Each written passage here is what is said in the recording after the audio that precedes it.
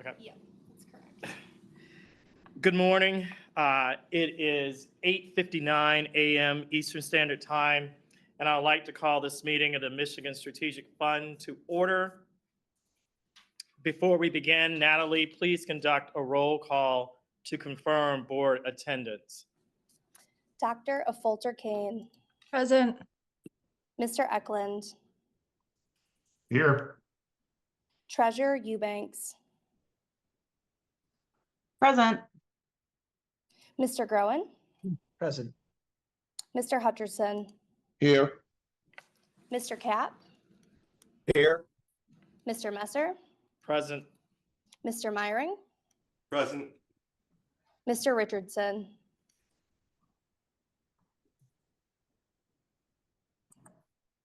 Mr. Richardson. I will come. Okay, I will come back to you, Mr. Richardson. Mr. Rothstein, Here. Ms. Tellier, Here. Mr. Thalen, Here. Ms. Warner, Present. and we will go back to Mr. Richardson. I see you on the call. I don't see you connected to audio. We'll go ahead and get that resolved, but we do have quorum, Quentin, so let's go ahead and get started. Thank you very much. Want to make maybe three introductory comments first, or thoughts and prayers with the people of the Baltimore region, given this morning's tragedy with the Key Bridge. Second, Team Michigan continues to execute upon the Make It in Michigan economic development strategy focused on people, places, and projects. And then finally, before we get started, I wanted to take a moment to explain some changes you'll see in the order of today's agenda.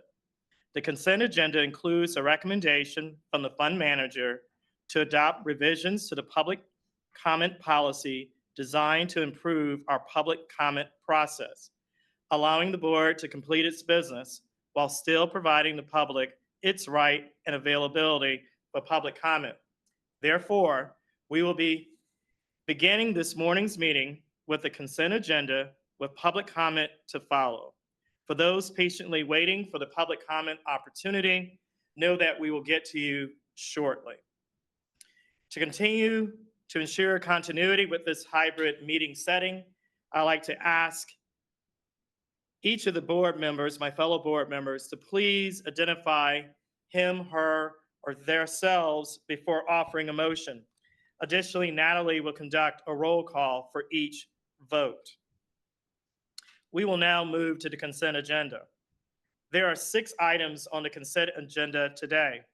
First, approval of February 27, 2024 meeting minutes.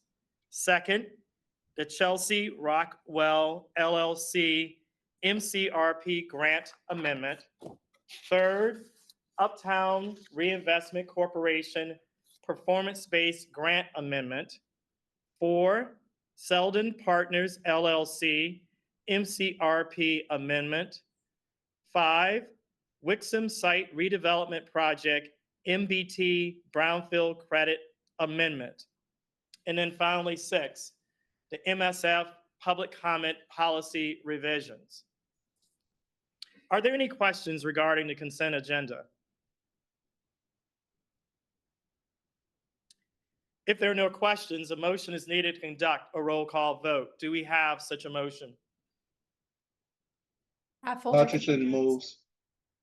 We have a motion by Hutcherson, a second by Affolter Kane to approve the consent agenda.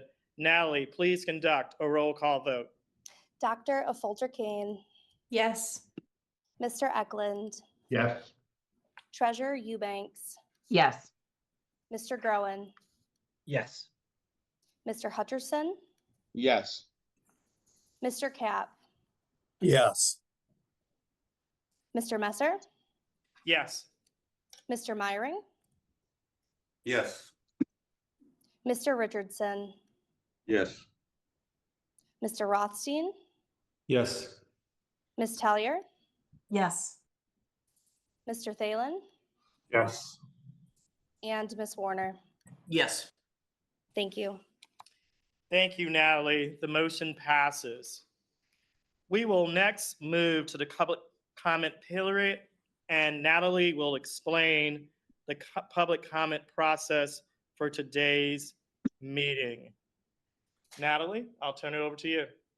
Thanks, Quentin. So we will now open the meeting for in-person public comment. So for those physically present in the room wishing to speak during public comment, please approach the podium at this time.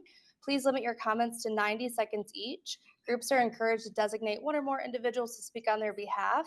And then lastly, you must state your name and city of residence before providing your remarks. After we finish our in-person public comments, we will then move to our pre-registered virtual public comments.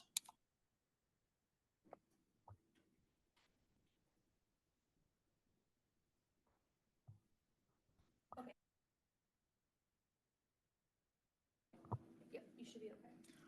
All right, my name is Jacob Trujillo. I came down to state my concern with the Copperwood mine with Highland Copper and the effect that it's going to have on the Porcupine Mountains. This place is very special to me, and to be honest, it's changed my life. I believe that these places need to be protected, and it's one of the last places Michigan has that is still in its pure natural state. And the lasting effects from this mining operation will continue for probably thousands of years. And after this company gets what it wants out of this land, it is going to be gone, and there will be no funding to continue to protect this land. As far as the laws we have now to protect places like this, the Michigan Constitution 1963, Article 4, legislators shall provide for the protection of the air, water, and other natural resources of the state from pollution, impairment, and destruction. That is exactly what is going to occur if this mining operation continues. The Michigan Environmental Protection Act, Part 17, authorizes courts to prevent conduct that harms the environment based on evidence presented in litigation. The legislation needs to stand for the people and not organized corporations. Is there anybody else in the room wishing to speak during in-person public comment at this time? Okay, thank you, sir.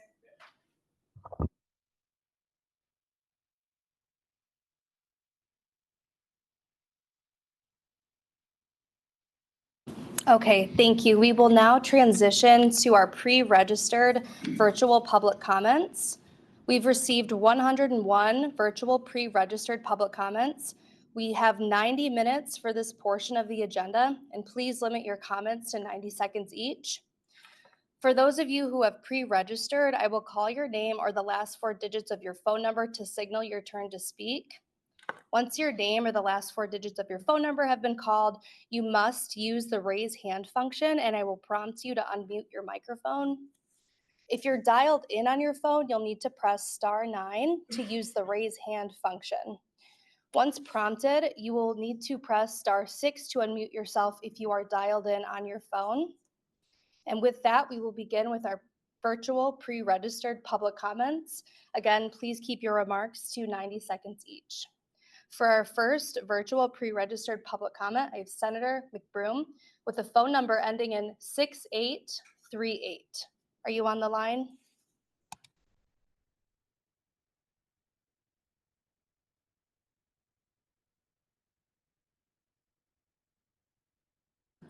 Okay, we will go back to Senator McBroom. I do not see you on the call quite yet. We will move to our second pre-registered public comment, Representative Markkinen with the phone number ending in 7184.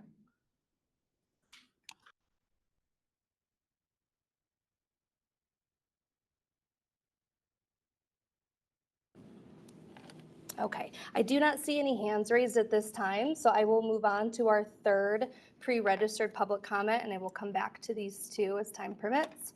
We will now move to Matt Johnson with a phone number ending in 4318.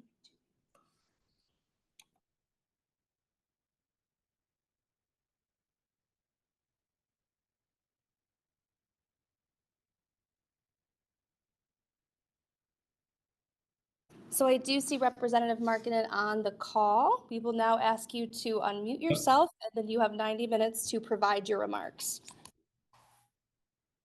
Pardon me, 90 seconds to provide your remarks. Thank you.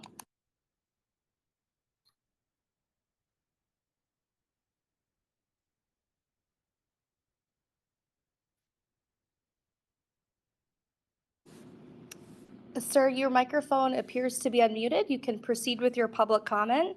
You have 90 seconds.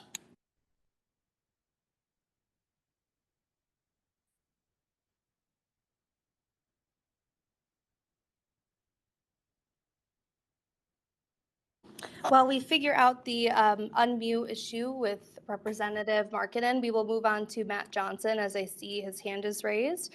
Matt, we will ask you to unmute yourself and then you can provide your remarks. You have 90 seconds.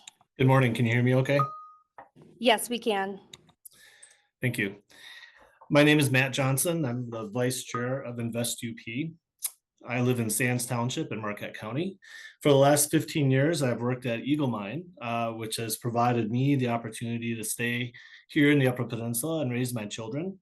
One of whom now actually, because of the influence of working in the mining industry, one of them wants to work in the mining industry as well when she graduates from college. 15 years ago, during Eagle Mine's development, we heard the very same concerns we're now hearing about developing the Copperwood project in the Western UP. Those concerns haven't necessarily gone away, but must be managed and mitigated with engagement and operational performance by the company. And here at Eagle, it's managed by our dedicated employees, of which we employ 470 people here from the local area. Partnerships between companies and government and communities must continue to invest in rural America for the minerals society needs and the benefits to our communities. Thank you for the opportunity to express my support for investing in the future of Michigan. Thank you, Mr. Johnson. Appreciate your remarks this morning. We will now go back to Representative Markkinen. You should be able to unmute yourself, and then you have 90 seconds to provide your remarks.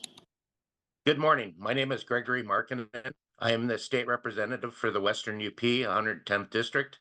And I'd just like to say thank you very much for this opportunity.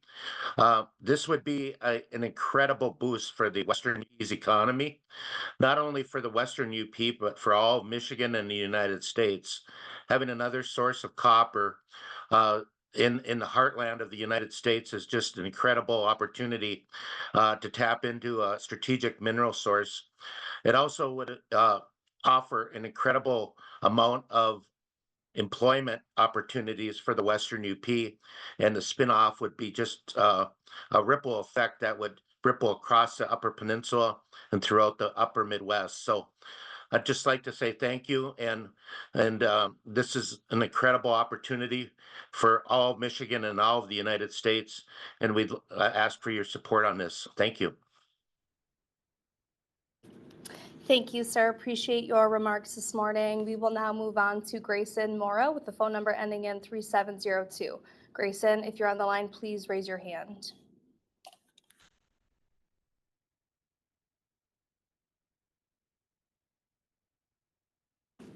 Okay, not seeing any hands raised under that name. We will now move on to Simon Smith with the phone number ending in 4517. Please unmute your microphone once prompted.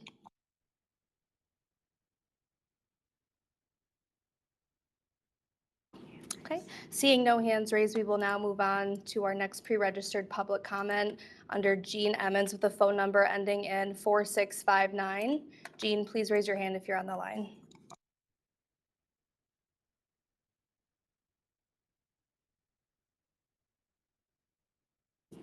Okay, seeing no hands raised, we will now move on to Sarah Kennings with the phone number ending in 2425. Sarah, if you're on the line, please raise your hand.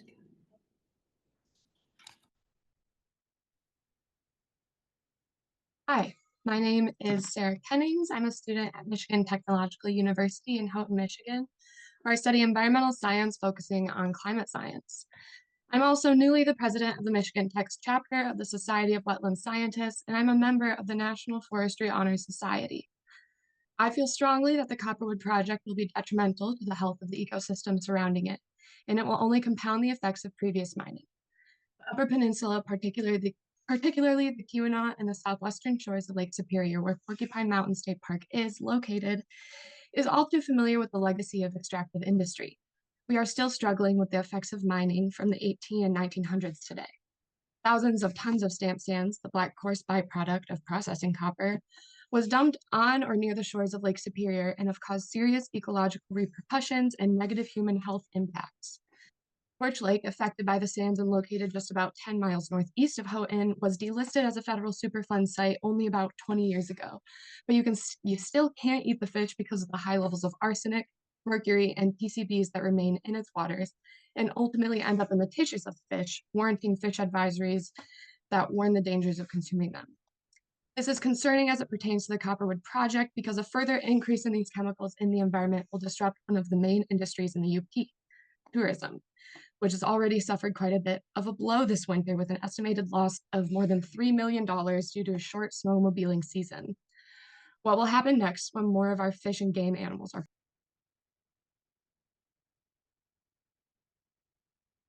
Thank you. Appreciate your remarks this morning, Sarah. We will now move on to our next pre-registered public comment, Dick Dragowitz with a phone number ending in 9299. Dick, if you're on the line, please unmute your microphone when prompted. Hi, I'm Dick Dragowitz. I'm a resident of Northbrook, Illinois, and I'm a tourist in Michigan, so I bring money there with my friends. I'm asking you to deny the $50 million Copperwood grant request for several reasons. Copperwood's feasibility study shows the many times mining companies attempted to develop the site. They all failed. Why? Did Copperwood's CEO Barry O'Shea tell you why? It's probably for the same reasons the mining investor market doesn't want to put any money into this Copperwood project. It'll be a failure. Look at all the money Copperwood has spent and doesn't have anything to show for it. Speaking of money, Copperwood is asking the state of Michigan to give them $50 million. If they can't obtain money from the investor market, there must be good reasons. These same good reasons say you should deny this grant request. Do you know why the investor market won't provide this equity or debt? Did you ask Copperwood about this? And what did they say when they took you out to dinner and tried to lobby you to persuade you to give them this money? Why would you want to be known as the creators of Michigan's new Superfund site? Michigan already has 24 Superfund sites. Remember that Copperwood's.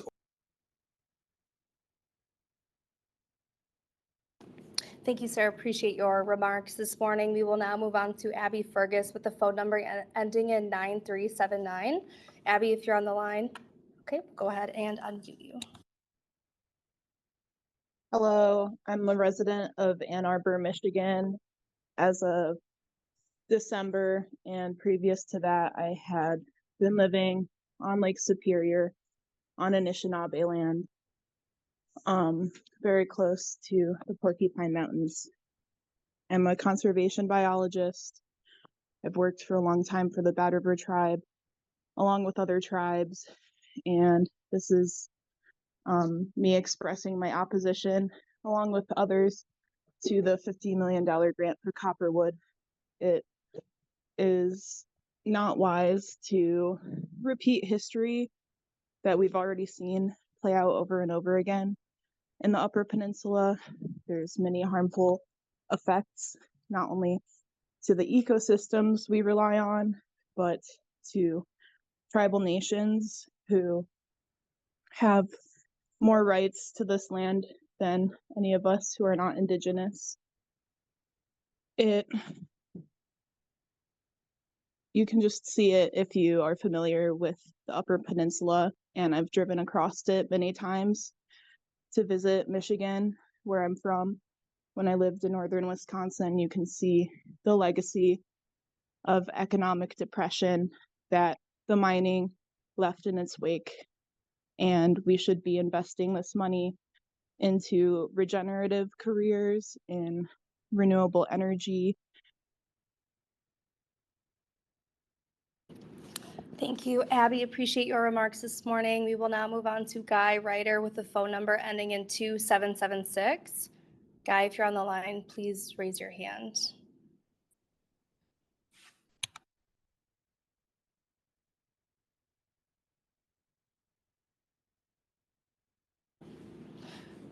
Guy Ryder, if you're on the line, please use the raised hand function and we will prompt you to unmute your microphone.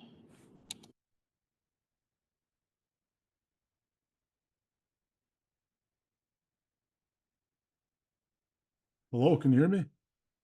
Yes, we can. Please proceed with your public comment. You have 90 seconds. Yeah, first of all, I think 90 seconds is ridiculous. But my name is Anaquit. I'm from the Menominee Indian Reservation, and I've been on this land. Our people have been on this land for thousands and thousands and thousands of years. And I'm just hearing it's the same old song and dance about these potential projects.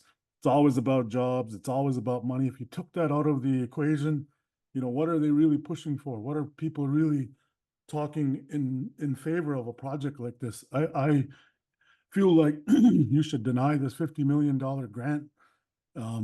This site is going to be polluting its environment for perpetuity, forever.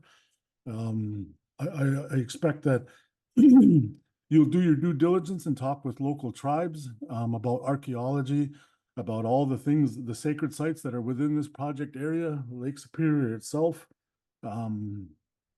We can't choose, money and corporate greed over our own environment and our plants and animals. It disturbs me the fact that streams have been rerouted already.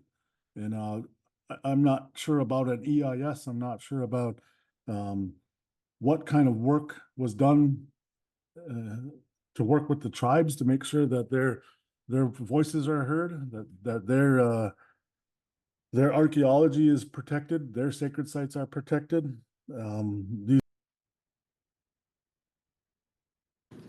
Thank you, sir. Appreciate your remarks this morning. We will now move back to Senator McBroom with the phone number ending in 6838. Senator, if you're on the line, please unmute your microphone when prompted. Good morning. Can you see me or hear me? We can hear you, sir. Please proceed. Thank you. To the members, I appreciate having a few moments of your time this morning. Thank you for your continued consideration of this project. I'd just like to share with you how, as the only currently serving member of the legislature who was born and raised and lived his whole life in the Upper Peninsula, the long experience that I've seen up here for the benefits of a natural resources-based economy and how that has played out to the strengths of not just our region, but to the entire state of Michigan.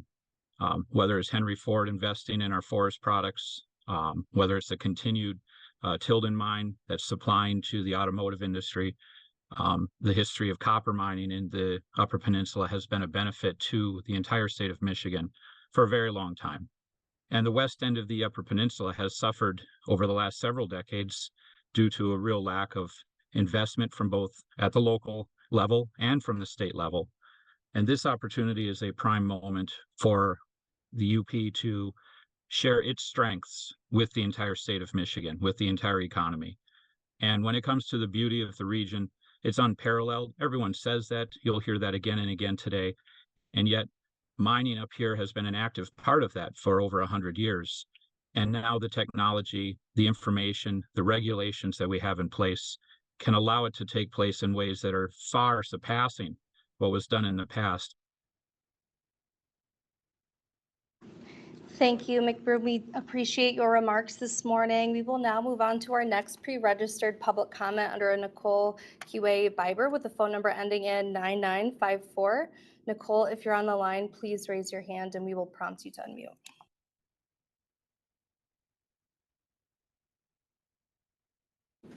Okay, we will now move on to our next pre-registered virtual public comment, Garth Stengard with the phone number ending in 1904. Garth, are you on the line? Okay. Hi, good morning. My name is Garth Stengard, and I am the manager of the Gogebic County Road Commission. I lived here in the Gogebic Range for most of my life. I went to grade school and high school in Bessemer. I went to college at the Gogebic Community College in Michigan Tech, and I raised 2 kids here. I am an engineer, and I had the opportunity to locally build a career that could provide a good life for my family. My children, however, are not so lucky. Both of my children attend college at Central Michigan and would like to reside in the Gogebic Range, but at this time, that simply isn't possible with the lack of jobs. The Copperwood Mine is an opportunity to change that. Thanks to the state of Michigan's investment, Copperwood would be able to create hundreds of good paying jobs with an average wage of $80,000 per year to our community. Those are the kind of jobs that can have a ripple effect in a community like ours. Those dollars will help build our businesses, stay open, and give our children a reason to come home. Your investment will help build new roads and expand high-speed internet to our community. This is Michigan's opportunity to show its commitment to the future of the Western UP. Thank you for your time, and I hope you will approve Highland Copper's request. Thank you, Garth. Appreciate your remarks this morning. We will now move on to Jim Estola with a phone number ending in 1835.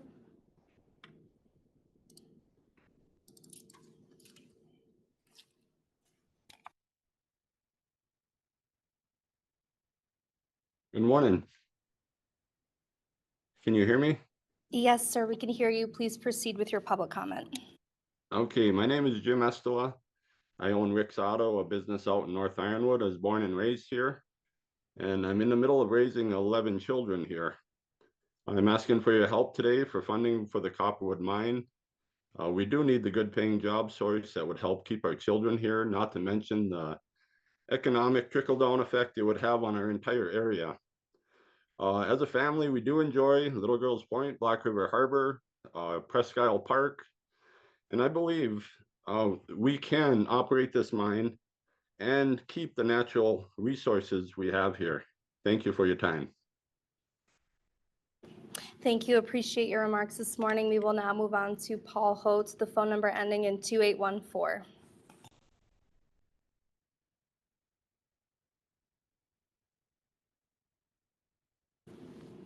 Okay, seeing none, we will move on to our next pre-registered virtual public comment, Mary Beth DeFazio with the phone number ending in 1999.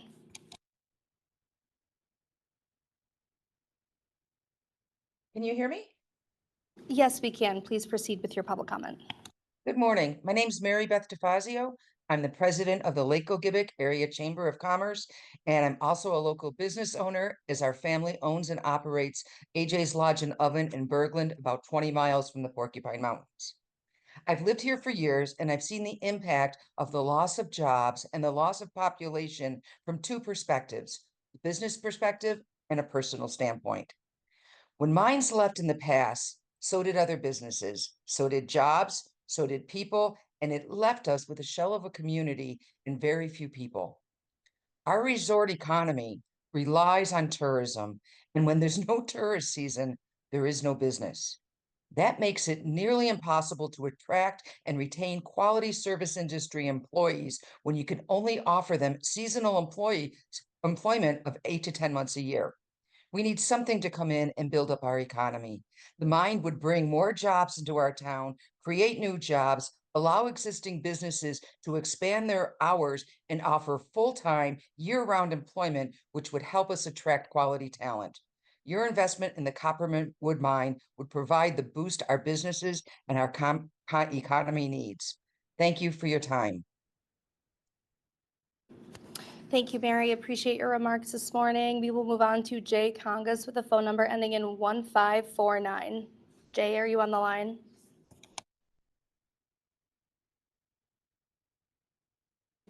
Okay, seeing none, we will move on to our next virtual pre-registered public comment, Bruce Mailer with a phone number ending in 4539.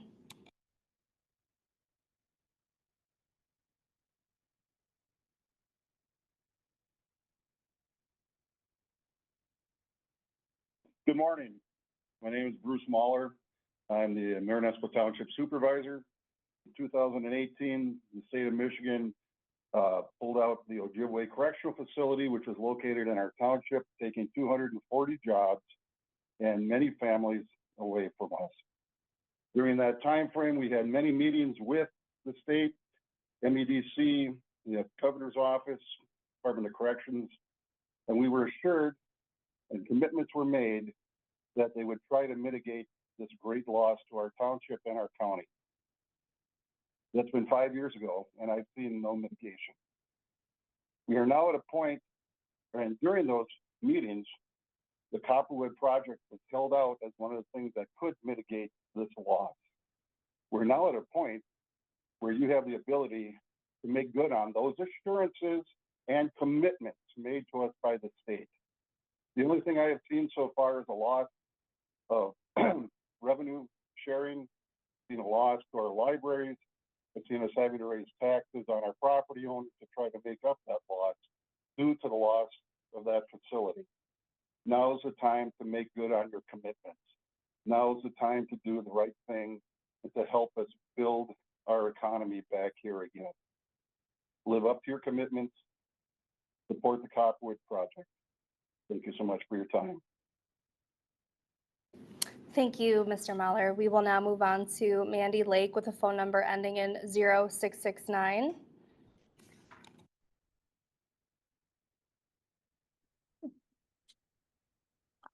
Good morning, can you hear me? Yes, we can hear you. My name is Mandy Lake and I am the Wakefield Township Supervisor. I'm also the Bessemer City Clerk Treasurer and the co-owner of 3 small businesses in Wakefield Township. But most importantly, I am a wife and a mother. Both of my kids attend Wakefield Marinesco School District and my son is entering high school next year. He has a class of only 20 kids. We were recently walking down the school hallway and we're looking at the pictures of the graduating classes from years past on the wall. He said to me, "Mom, the classes here used to be so much bigger." And I looked at him and said, "You're absolutely right. We've lost so many people in our community simply because if they wanted good paying jobs, they had to leave. One by one, our schools are being forced to consolidate. And if we lose our schools, we lose our communities. We have to change that. I want my kids and all the kids in our community to have an opportunity to build a wonderful future for themselves right here in the Western UP. That's why the Wakefield Township Board passed 3 resolutions of support over the years for the Copperwood mine. It's why we attended all of the public hearings for the mining permits to support the mine and why we continue to send letters of support. This project will create hundreds of jobs that pay almost double the current wage in the UP. This investment won't create just jobs at the mine, it'll support small businesses like mine and give a stronger customer base. We can depend on that so we can grow. But that will only happen if we create jobs that will keep families here. And that is why we're asking the state of Michigan and the MSF board to support the Copperwood mine and invest in the Western UP's future. Thank you for your time. Thank you, Ms. Lake. Appreciate your remarks this morning. We will now move on to Valerie West with the phone number ending in 7299.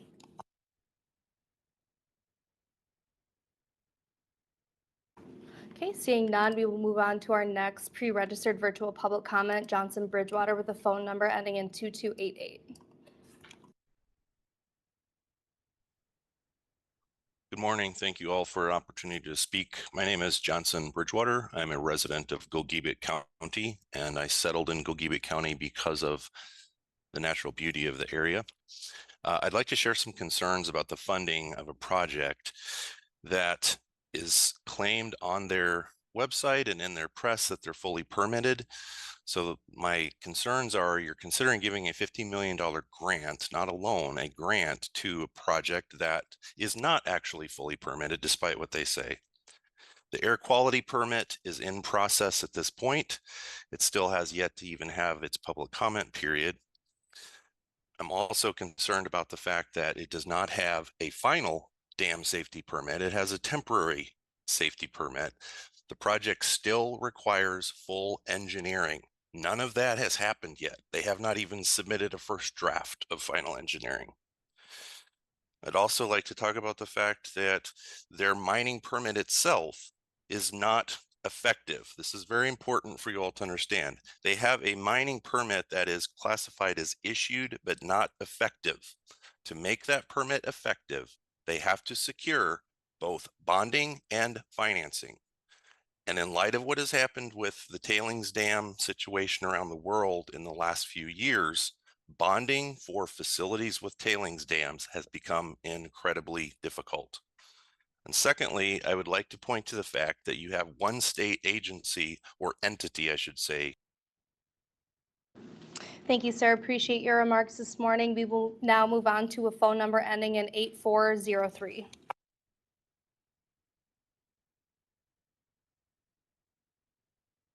Okay, seeing none, we will move on to Eileen Ryman Shout with the phone number ending in 9932.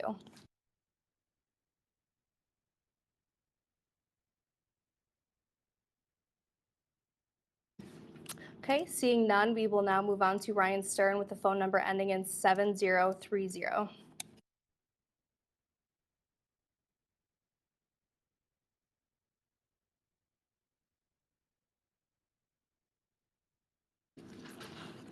You are now unmuted, Mr. Stern. Please proceed with your public comment.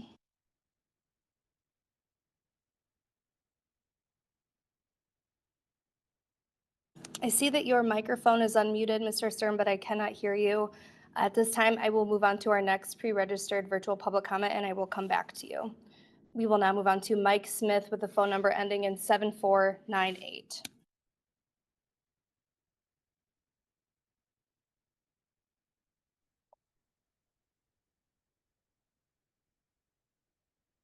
Good morning. Hello? Good morning. We can hear you, sir. Please proceed with your public comment. Super. Good morning. My name is Mike Smith. I'm a resident of Negaunee, Michigan, and Executive Director of the Upper Peninsula Construction Council. We absolutely support the Copperwood Mining Project, not only for the purpose it will bring back to the area, but because the hundreds of jobs it will bring to the community. We need these jobs now more than ever to make our communities thrive again. This project will bring work back to Michigan and help the state achieve its clean energy and climate goals. The Copperwood Project is committed to placing hundreds of acres of natural wetland habitats and conservation easements. The ecology of these conservation areas will remain protected long after the mine has stopped operating. The average wage of these jobs is $38.26 per hour, or $80,000 a year. This will also bring more people to the area through growth of other businesses. It will create a future for our kids who want to stay here in the UP. By supporting the Copperwood Project, you're not just funding a company, you're funding the future of a community. Thank you so much for listening, and I hope we can count on your support. Thank you. Thank you, Mr. Smith. We will go back to Ryan Stern with a phone number ending in 7030.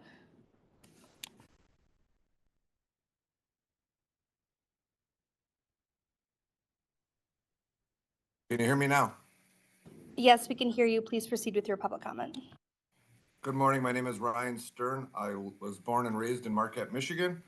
I'm the staff representative for the Michigan Building and Construction Trades Council. Thank you for allowing us this opportunity to express our support on this life-changing opportunity for the Western Upper Peninsula with the construction of the Copperwood Mine Project. The Copperwood Project would bring back family sustainable jobs to a portion of Michigan that has for far too long been lacking such careers. These employment opportunities will help retain the UP's talented workforce that has in the past had to leave the area to find jobs in which they could live comfortably and raise a family. We have regularly been doing high school presentations and career fairs in the area to provide students with the opportunities that are coming up locally in their future, and it has been refreshing to hear that many of them would like to stay in the area as long as there is somewhere for them to go to work. The Copperwood Mine will be that place for them. The Michigan Building Trade stands ready to build the Copperwood Mine safely and to the highest construction standards. Thank you all for your time, and please approve this request. Thank you, Mr. Stern. We will now move on to Emily Tyrell with the phone number ending in 4256.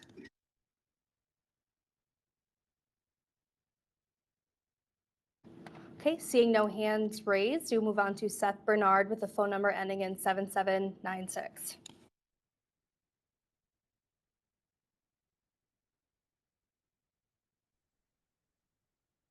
Hello, thank you so much. Seth Bernard here from Williamsburg, Michigan. Thank you for your time. As a professional musician, I've traveled between both peninsulas for 25 years straight, connecting with thousands of individuals and communities. As the executive director and founder of Title Track, a nonprofit that supports clean water, racial equity, and youth empowerment, I've found fantastic partners in our state government. I have my ear to the ground, and I get to hear diverse perspectives of a wide variety of Michiganders. It's clear from the rumblings I hear where I stand that if you award this grant, there will be tens of thousands of Michiganders losing trust in the integrity of our institutions to make responsible decisions on our behalf. Using public funds to support projects like this is a repellent for fresh young talent and innovative entrepreneurs coming to our state. It scars our landscape, threatens our waters, sows disillusionment and distrust in our institutions for generations, and destroys the image and integrity of the Pure Michigan campaign and Michiganders' involvement in it. It preys on rural economic insecurity, but does not provide reciprocity in a long-term win-win situation. This is a foreign mining corporation looking to operate for 10 years, leaving behind all of the waste in perpetuity. This is not what the Michigan Strategic Fund and its board are tasked to do. It is unwise to use public funds to support companies that extract the resources and labor of Michiganders for a short period of time, reaping large profits, and then moving on elsewhere, leaving behind a scarred landscape and communities without long-term job security. Thank you. We appreciate your remarks this morning. We will now move on to Joe Bonavets with a phone number ending in 9317.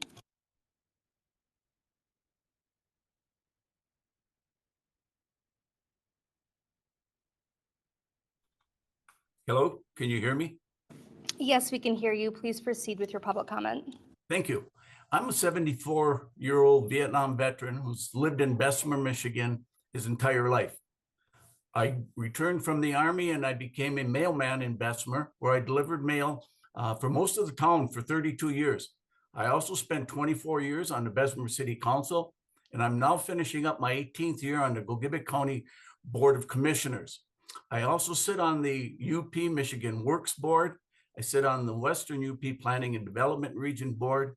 I'm a member of the local mental health board and the UP-wide mental health board, North Care.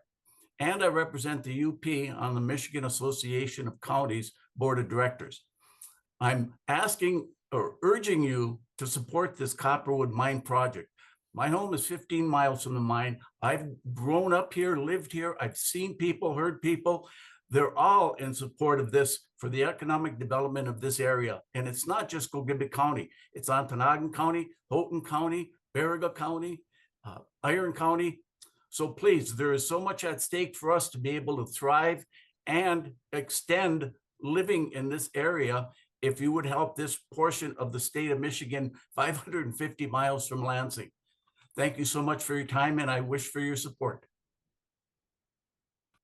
Thank you, sir. Appreciate your remarks. We will now move on to Tom Bergman with a phone number ending in 9242.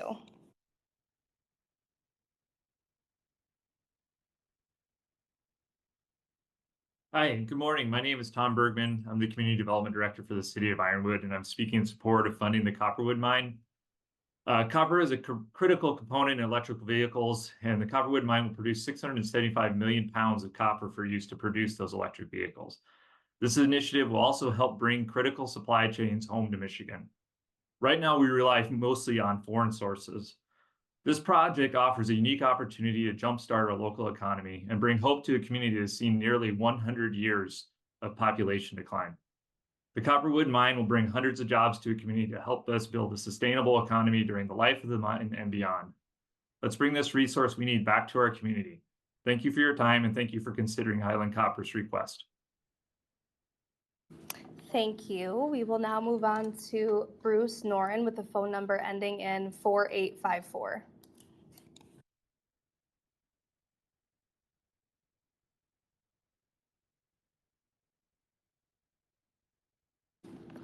Seeing no hands raised with that name or phone number, we will now move on to Willie DuPont with the phone number ending in 2305.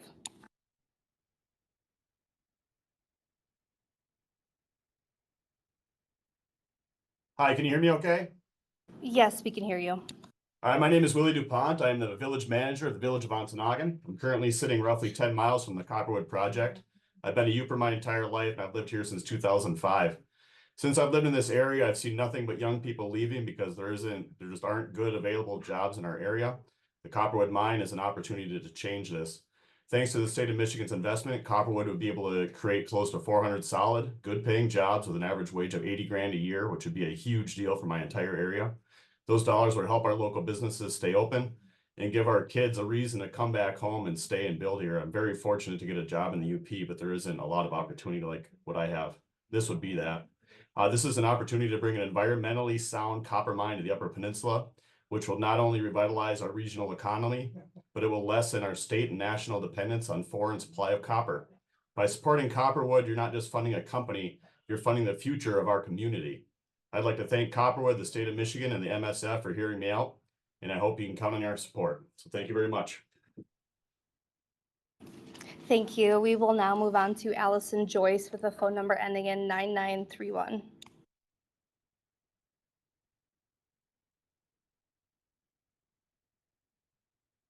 Okay, we will now move on to our next pre-registered virtual public comment, Andy Hill with the phone number ending in 4255.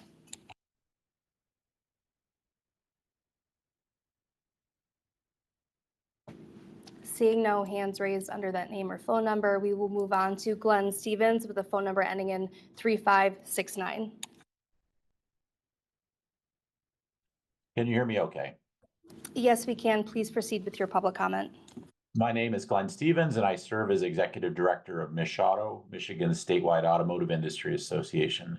I'm a native of Marquette, Michigan, and I currently reside in Royal Oak, Michigan. Copperwood Mine Project is an important economic development project for the state, and it will create jobs. More importantly, it is part of a resilient supply chain that we need in this country in both automotive and the advancement of new energy. From mining to the recycling of those materials, Michigan must play a leadership role. As we look at the production of everything from EV batteries to wind turbines, Copperwood and copper plays a critical role. Here in Michigan, we are part of that global complex chain. Minerals and mining have long been key parts of the supply chain. From iron ore to nickel and copper, the UP and our people have helped build and sustain manufacturing in this country. Copper demand is growing, set to double globally by 2035. An electric vehicle uses twice as much as an internal combustion engine. It is also the most recycled material. Copper is also a key material in the core technologies of the energy transition, such as wind turbines. Michigan must take every opportunity to be a leader in the circular economy. We need to focus on extending product lifespan, reusing materials, and minimizing waste through recycling, from mining to recycling. For Michigan to lead in the circular economy of automotive EVs and a sustainable energy future, Thank you. Appreciate your remarks this morning. We will now move on to a phone number ending in 2307.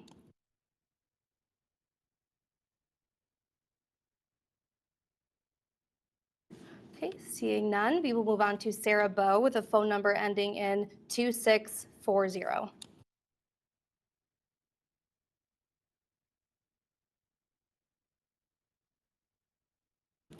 Okay, I do not see Sarah on the line. We will now move on to Rebecca Mullins with the phone number ending in 3187.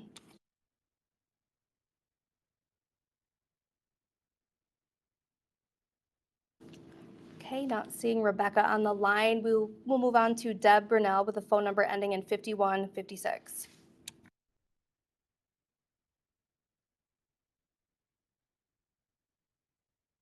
Good morning. Can you hear me? Yes, we can. Please proceed with your remarks. Good morning. My name is Deb Brunel. I'm the CEO of Upper Peninsula Michigan Works. I personally live in Houghton County and work across the entire UP. I'm passionate about growing the workforce in the UP, not just for growth's sake, but for our people and communities. We are in desperate need of good-paying jobs with reliable companies. The Copperwood project ensures security and reliability for the people in the Western UP. Your investment into the mine will allow people to gain transferable skills and sustain their livelihoods. It's what we need. I'm sure you all are aware of the statistics for population loss and the high ALICE population and the ballooning age of our population. This mine will help us fix those issues now and for years to come. If we want to shore up the workforce and maintain our quality of life here in the UP, your investment into the mine is crucial.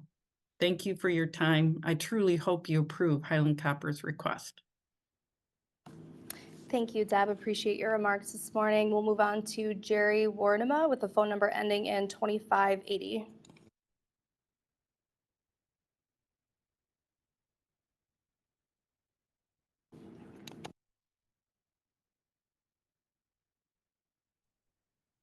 Hi, can you hear me? Yes, we can. Please proceed with your public comment.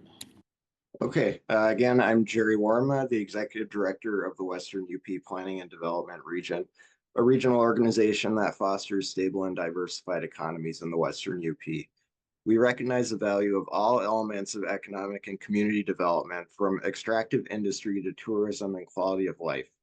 My comments are in support of the Copperwood SSRP grant. I'm a resident and board member of Berglund Township, 20 miles east of the mine site. I don't want to discount environmental concerns, but as a full-time resident of the area, one of my favorite places to visit in the outdoors is the part of the Porcupine Mountains Wilderness State Park that is near the mine site. I believe it is possible for fishing, hiking, and other activities that are part of wilderness experience to coexist with responsible industrial activity that is critical to support the nation's clean energy transition. Good jobs that will draw people to our area and sustain families are necessary to support the amenities that residents and visitors enjoy, like the hospital in nearby Ontonagon, which is slated to close due to insufficient demand for services. This is what can happen due to long-term population decline and economic depression. We can't let Gogebic County fall into a similar position. Thank you. Thank you. We will now move on to Mike Johnston with the phone number ending in 8554.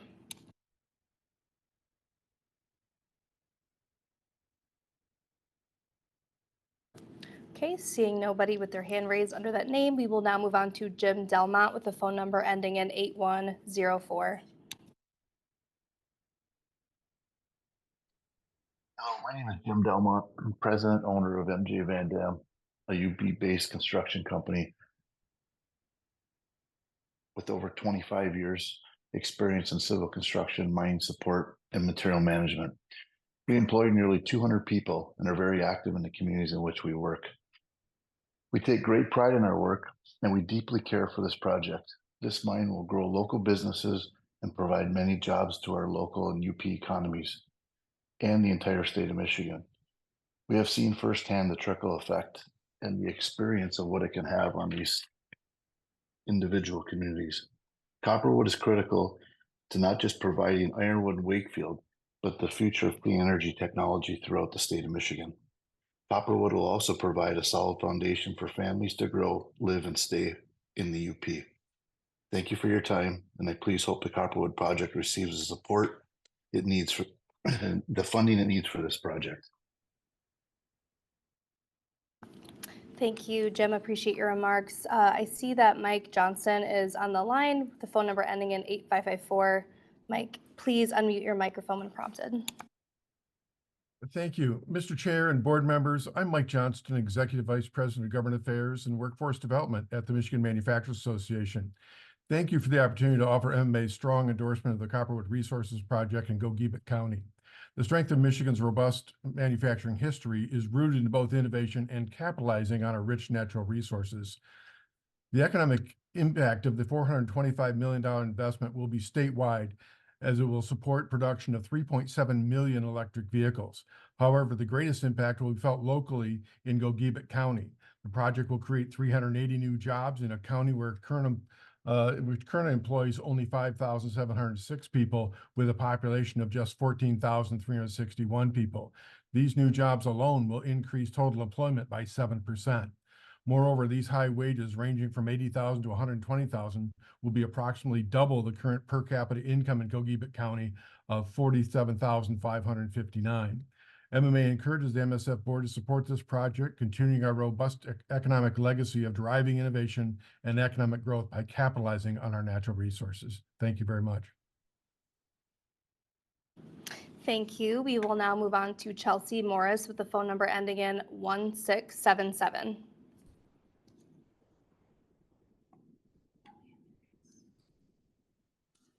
Okay, seeing none, we will now move on to Alan Tuplo with the phone number ending in 6165.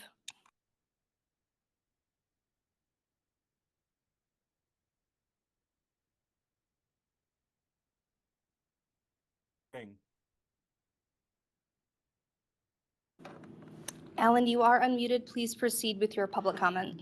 Okay, good morning, and thank you for the opportunity to speak in favor of the Copperwood Mine Project. My name is Alan Tulpo, and I have been superintendent of the Gogebic-Ontonagon Intermediate School District for the past 5 years.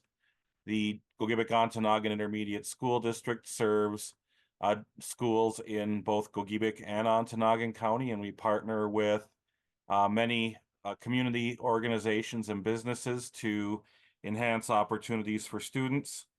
I have over 20 years of experience in education, and since being in the role of superintendent, my goal has been to increase student opportunities and create pathways to success. I truly believe we can achieve that goal with the Copperwood Mine. The mine project will provide good paying jobs for an area of the state that has languished economically for the last several decades. And having met with Highland leadership and engineers, I believe it can be done safely. The Gogebic-Ontonagon Intermediate School District stands ready to support the Copperwood mining project by partnering with Highland Copper to provide workforce readiness training through our adult education and career and technical education program. Thank you for your time this morning, and I hope you will approve Highland Copper's request. Thank you. We will now move on to Jeff Plummer with the phone number ending in 1481.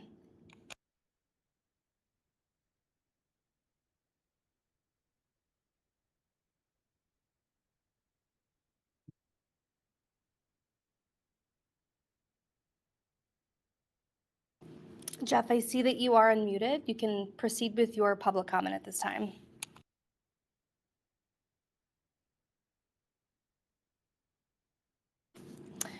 Jeff, we will come back to you because I see you're unmuted, but I can't quite hear you.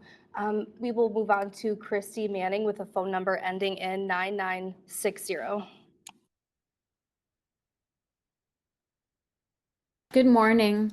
My name is Christy Manning, and Dr. Christy Manning. I teach environmental studies at McAllister College, and I'm coming to you from St. Paul, Minnesota. Like many others, I visit Ironwood, Ontonagon, Wakefield, and the Porkies several times every year. And like so many others, our trips with family and with friends bring money to the region as we visit local businesses every single day during our visits. Seems to be a great deal of pressure to give this project funding, but there are so many better ways to give this region an economic boost. It does not have to come from this destructive project. The long-term economic risk is too high.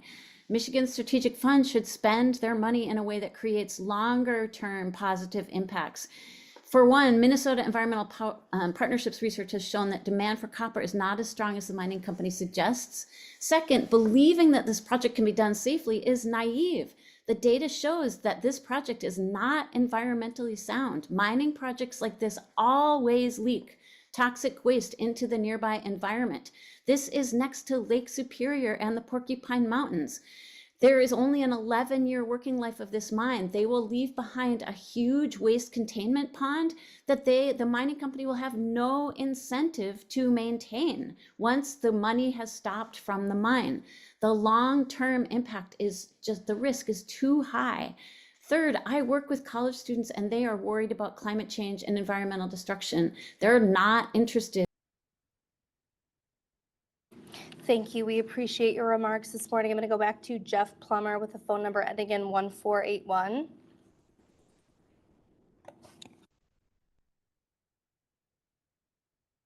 Let me do this. Can you hear me now? Yes, we can hear you. Oh, great. Thank you. My name is Jeff Plummer.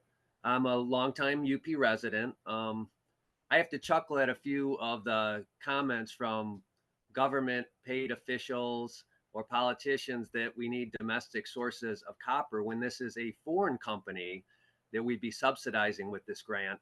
And yes, we would be providing the raw copper, but the final product, from my understanding, would be having to be bought back from a foreign company on the open market. So this isn't truly what you'd call a domestic source of copper going forward. And I would also just like to say, I oppose this project because it's really an all risk, no reward proposition in the long run. And I really can't believe that anyone would risk this amazing area that's vital to both Michigan's ecological and economic health to enrich a foreign company using our Michigan taxpayer money.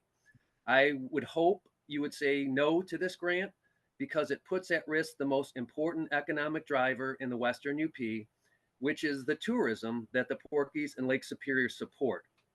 The unsustainable boom and bust nature of mining might bring very short-term economic gain, but it'll surely leave the Western UP with a permanent legacy of pollution and ecological destruction. So please say no to this. It's a bad idea. And thank you for your time. Thank you, Jeff. We appreciate your remarks this morning. I'm now going to move on to Nicole Kiway-Biber with the phone number ending in 9954. Good morning. Thank you so much. Can you hear me all right? Yes, we can hear you. Please All right, proceed. I appreciate that. I just wanted to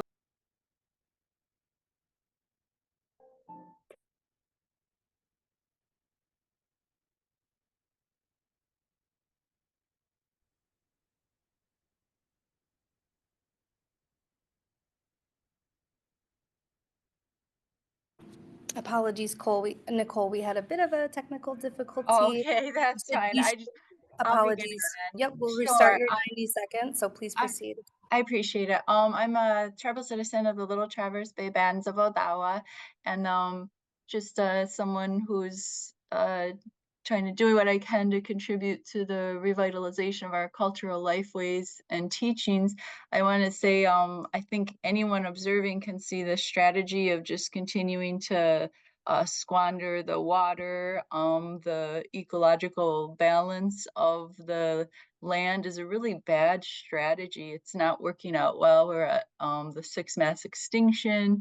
The planet is heating up, and for there to be places that we're so lucky we have in this state that are relatively intact, please say no to this proposal that for just very short-term questionable economic gains for a Canadian company would just further destroy a very important, beautiful place that is far more valuable as a ecological kind of haven than it could be just by another scene of devastation. So please say no to this. It's a terrible strategy for our state, and just as sort of human beings on this planet dependent on the functionality of nature. Let me go watch.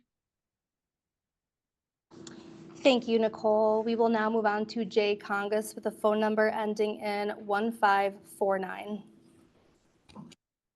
Can you hear me okay? Yes, we can. Please proceed.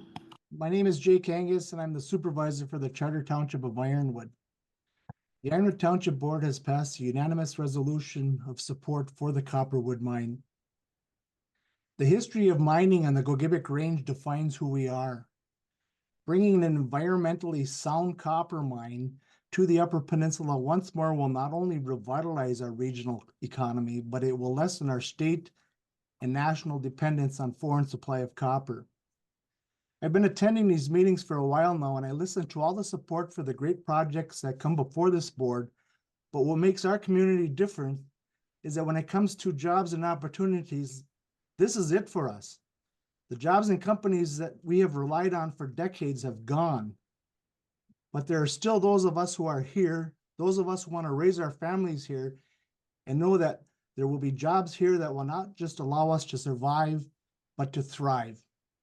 The Copperwood mine will create hundreds of jobs that our community needs more than ever. The average wage of these jobs is about $80,000 a year, which averages out to about $38.26 an hour. Compare that to our median wage of $19.26. That's a huge difference that families in our communities need. On behalf of the people of Ironwood Township, I would like to thank Copperwood Resources, the state of Michigan, and MSF for hearing me out. I hope we can count on your support. By supporting Copperwood, you're not just funding a company, but you're funding the future. Thank you. We appreciate your remarks this morning. We will now move on to Sandra Law with the phone number ending in 7476.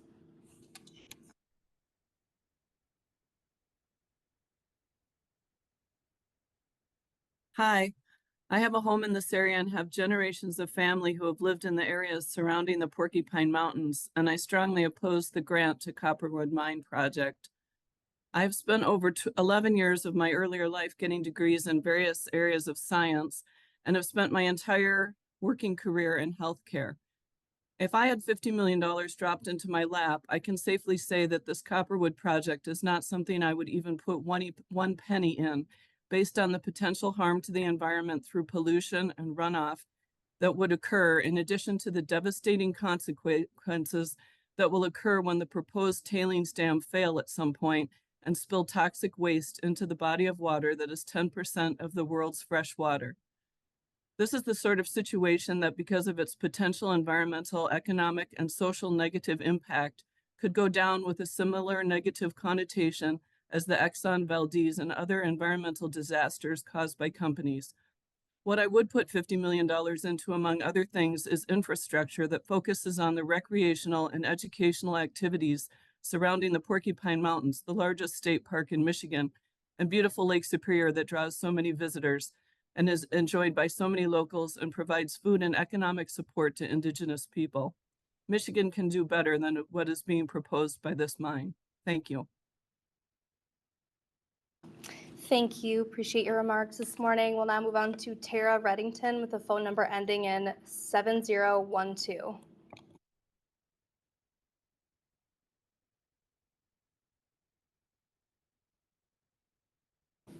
Seeing nobody with that name or phone number with their hand raised, we will now move on to Ben Seguin with a phone number ending in 6008.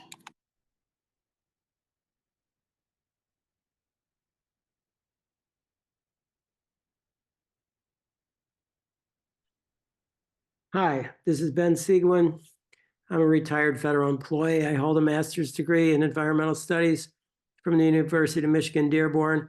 And if mining was so great for the UP, then why is the economy in the UP in such dire straits? There's been mining in the UP for centuries, and the mines come and go and leave economic depression and leave toxic waste. So this is not any kind of a sustainable job to raise a family with. If the mine's gone after 10, 11 years, then what have you got? You've got toxic waste. And there is a chance that dams would fail. And to risk 10% of the Earth's fresh water, risking polluting Lake Superior, is no way this is worth it. And why give corporate welfare to a foreign company to the tune of $50 million for a project that's going to come and go and leave the UP worse off than it is now? Thank you. Thank you. We will now go back to Tara Reddington with the phone number ending in 7012. Tara, I believe I saw you on the call. We will now prompt you to unmute.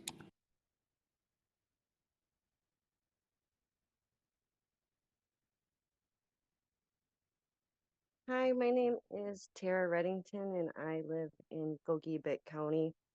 And I've noticed, and I've been up there for 10 years now, and I've noticed that the mining disappears, and then we're left with an old mining town. And now our town is just starting to look up. There's more people starting to visit. We just got a splash pad, and I would agree that once the mine leaves, then what are we left with? We're going to be left with the boom and then another decline. And if you notice the tailing dams and look at those, the likelihood of them failing is more likely than not. And Lake Superior is not only Michigan's fresh water, but it's also fresh water that we share with Wisconsin, Minnesota, and Canada. And $50 million to invest in this project now is going to lead to, if it fails, millions of dollars later. If you look at other dams, there's a dam that failed in Spain in 1998, and that dam led to $225 million worth of repairs and environmental damage to the Donana National Parks. Not only that, I already know friends and family that have wanted to look for other places to go and visit because they don't want to have to deal with the traffic and the mines and the light pollution over by where we camp. We go to the Porcupine Mountains all the time. And Thank you. We appreciate your remarks this morning. We will now move on to Tom Grotewall with a phone number ending in 4795.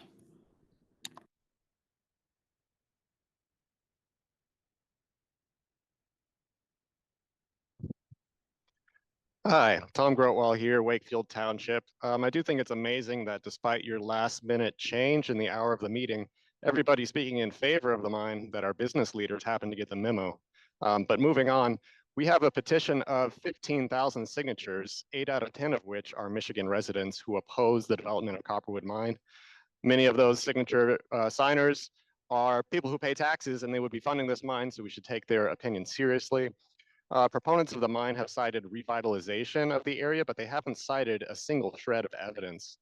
Harvard professor of economics, James Stock, former economics advisor to President Obama, says that 89% of copper mines lead to a loss for income and a loss for jobs. 89%. This is former advisor to Obama.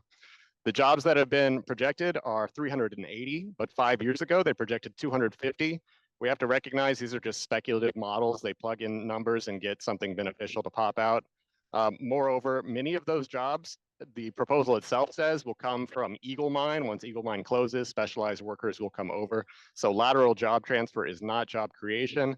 Those jobs will last for 10.7 years. The idea that this is a life-changing economic revitalization, we're talking barely a decade.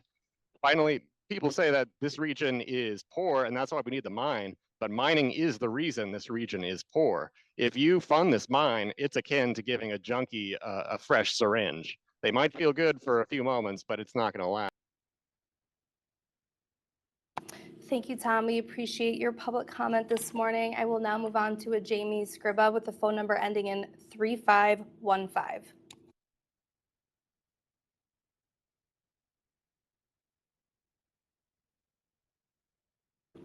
Okay, seeing none, we will move on to a George Delic with a phone number ending in 3704.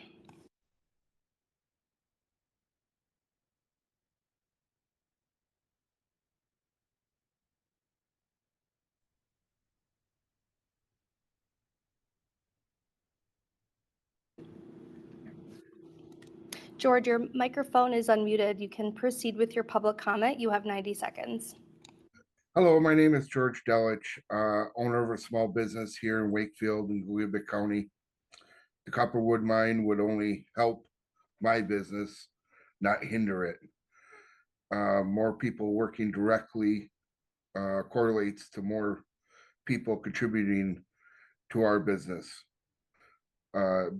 in town like mine. There used to be so much here. It's all gone away because people are moving away. No opportunities for them to stay here. Nowadays, for someone to grow up here, go to school here, get a job here, and stay here is extremely difficult. Our school enrollment is proof of that. 214 students in our whole school district. That's 16 children per class, K through 9. The investment into the mine will provide powerful opportunities. That means people will want to stay here. They can do more than be a waitress, work seasonal jobs. They can have job security. They can make a livable wage. They can have a stable, beautiful life here. We need to move our people back and have them stay. This investment is how we can accomplish that goal. Thank you for your time. Appreciate it.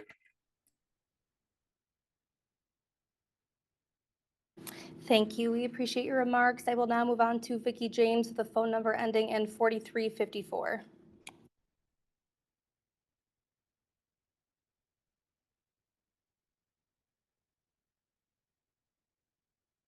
Can you hear me okay? Yes, we can. Please proceed with your public comment. You have 90 seconds. Thank you. My name is Vicki James. I'm a resident of Ontonagon County, and I also write for the Ontonagon Herald. I have covered the story of the mine for local outlets since the very beginning when they first came here. And over time, I have seen how much we need this mine for our community. As a resident of the community, I've seen the decline. I want it to restore to what it was before, maybe even better. The Copperwood mine will create over 300 jobs for the area. Will pay an average wage of $38.26, which is about $80,000 a year. Currently, the regional median wage is $19.26, and that's a huge difference for family in our community. I'd like to thank Copperwood Resources, the state of Michigan, and the MSF for hearing me out, and hope we can count on your support. Thank you. Thank you. We will now move on to Morgan S. with the phone number ending in 7766.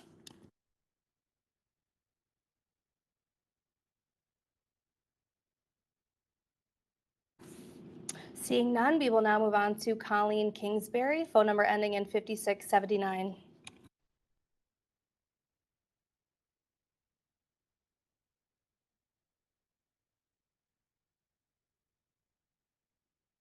Okay, seeing none, I just wanted to send a reminder. I do see some new attendees with their hands raised. We are going in order of the pre-registered virtual public comments that we received by 3 p.m. yesterday. So I will now move on to Sam Curley with the phone number ending in 2708.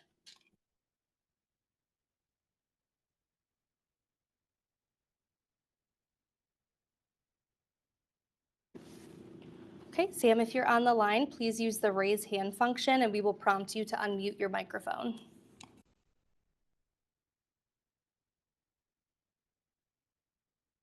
Okay, seeing none, we will move on to Jacob Trulio with the phone number ending in 1256.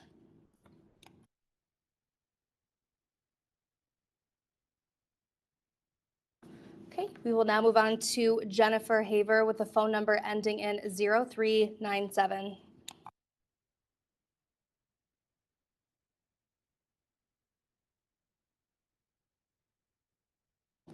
Okay, I will now move on to Jessica Polovich with the phone number ending in 6058.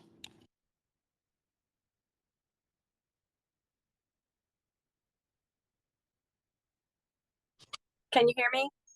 Yes, we can. Please with your public comment. You have 90 seconds. Hi, yes, just listening to some of the comments talking about how much business this is going to bring to the area. I am a local resident up there of Silver City and a business owner, and relies mostly on the tourism and the people that come there for the beauty. $50 million, I feel like, can be spent on a lot more important things like the healthcare up there, which they are thinking of closing our hospital and our emergency services to that area. So what will that be? How will that affect these miners if they're there? Also, I question the fact that if this project were projected to happen in places like Mackinac City, Charlevoix, Traverse City, would this even be considered desecrating those beautiful areas like the UP is? I don't think that this is a good idea for the area. It is a 10-year project. It's very short term. If you think about it in the long run, everybody talking about their children, it's only 10 years. And then it's going to leave the devastation behind. So I do urge you to not pass this bill. There are more important things that $50 million could be spent on. Thank you.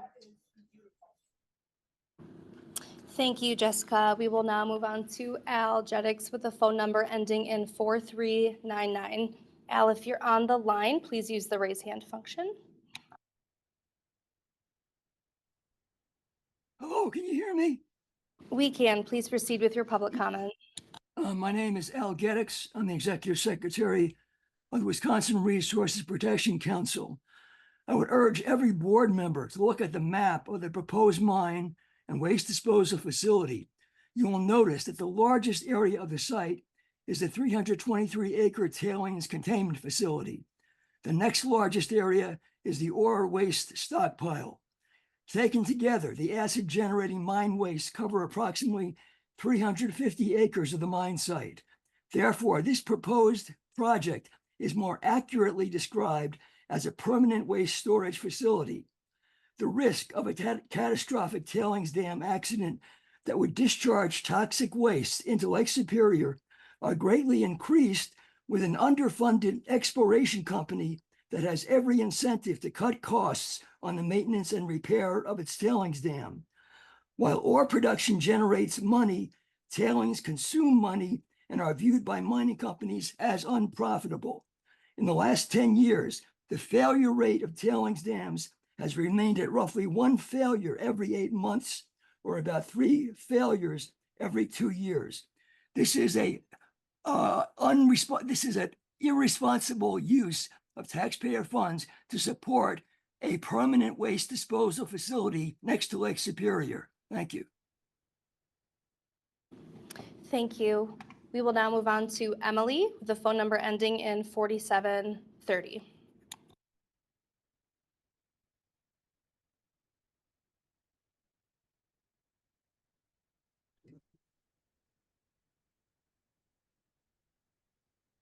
Emily, I see that you're unmuted. You can proceed with your public comment at this time. You have 90 seconds. Hi, thank you for hosting the meeting. I just wanted to put forth my voting no for the proposal for the Porcupine Mountain copper extraction, and that's really all I have to say. Thank you, Emily. Appreciate your remarks this morning. We'll move on to Jeffrey Lohman with the phone number ending in 8680.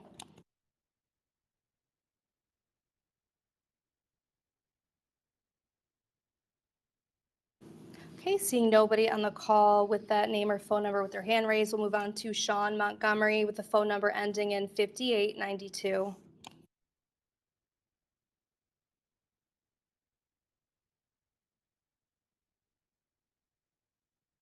Good afternoon, good morning, can you hear me?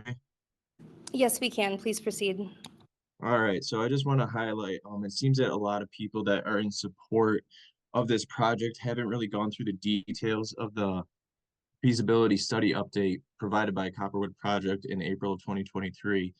And I would urge them to do that because in that feasibility study, there is a lot of attention paid to all the flowery the prospects of money and the amount of profits that this company can generate. However, there's little attention paid to the water quality that that this company allegedly studied and everything. Few of those is that this entire site slopes towards Lake Superior. It drops at 19 meters per kilometer. There was only visual observations that confirmed that the waste rocks that were generated at White Pine from the 1950s were non-acid generating.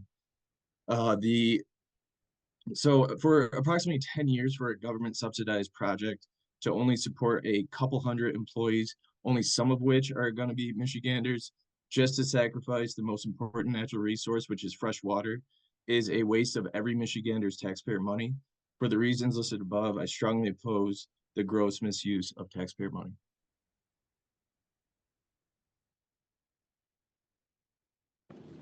Thank you. We appreciate your remarks this morning. We will now move on to Crystal with a phone number ending in 6202.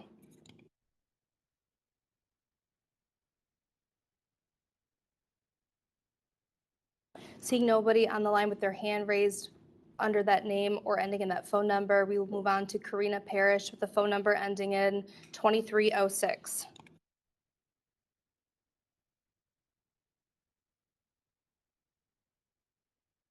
Okay, seeing none, I will now move on to Michael McGrath with the phone number ending in 3688.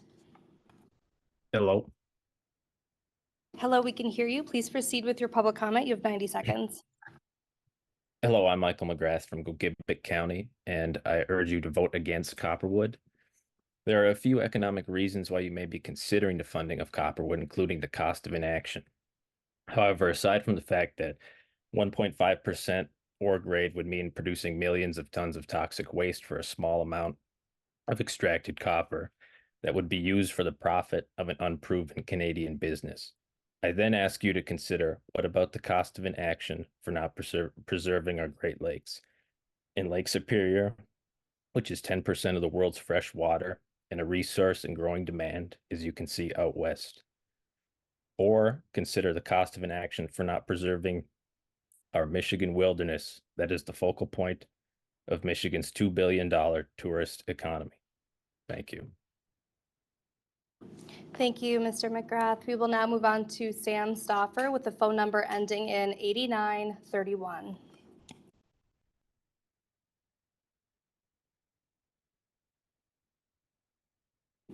Okay, seeing nobody with that name with their hand raised, I will now move on to Karen with the phone number ending in 0314.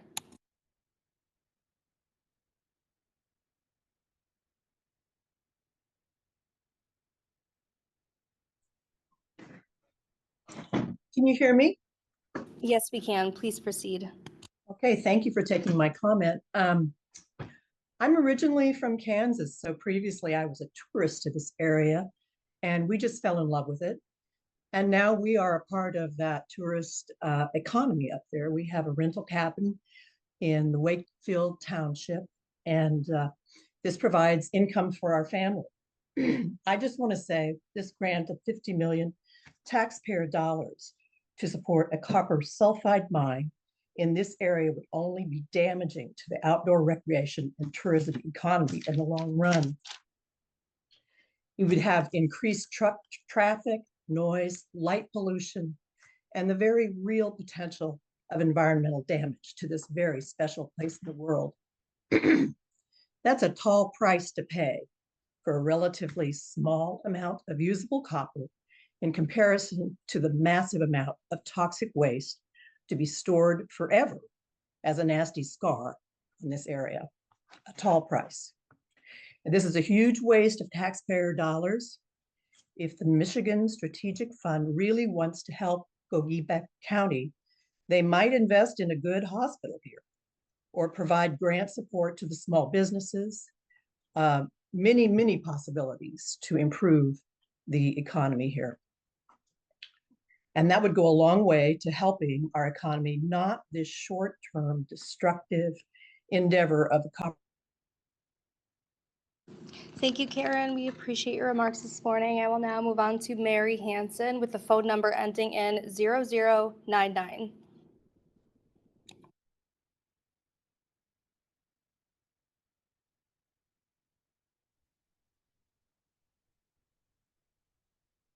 Mary, I see that you've been unmuted. Please proceed with your public comment. You have 90 seconds. I am indeed Mary Hanson, and I oppose the grant for Copperwood Mine. The short-term employment that would come from this mine, and you think would make all of you that are in favor of it feel like you're doing something really good for your area and the people that live here and visit here, you may think that you will be looked at and spoken of with favor and gratitude. The truth is, you and your name will always be synonymous with the person that helped destroy the beauty of the Porkies, drove away the tourism, and put the dollars it brought, broke the hearts of many that no longer will come here because of the ugliness the mine has brought to this pristine wilderness. To put it bluntly, you and your name will not be spoken of with gratitude or kindness. You may want to rethink your decision to vote to approve this grant, seeing that your decision will follow you and your family members for a very long time. You should oppose this grant, along with all that signed the petitions, wrote the letters, and called in. There are few that want this compared to the multitudes that do not. Again, I oppose this grant, and so should all of you. Thank you. Thank you. We appreciate your remarks this morning. I will now move on to Teresa Curtin with a phone number ending in 7788.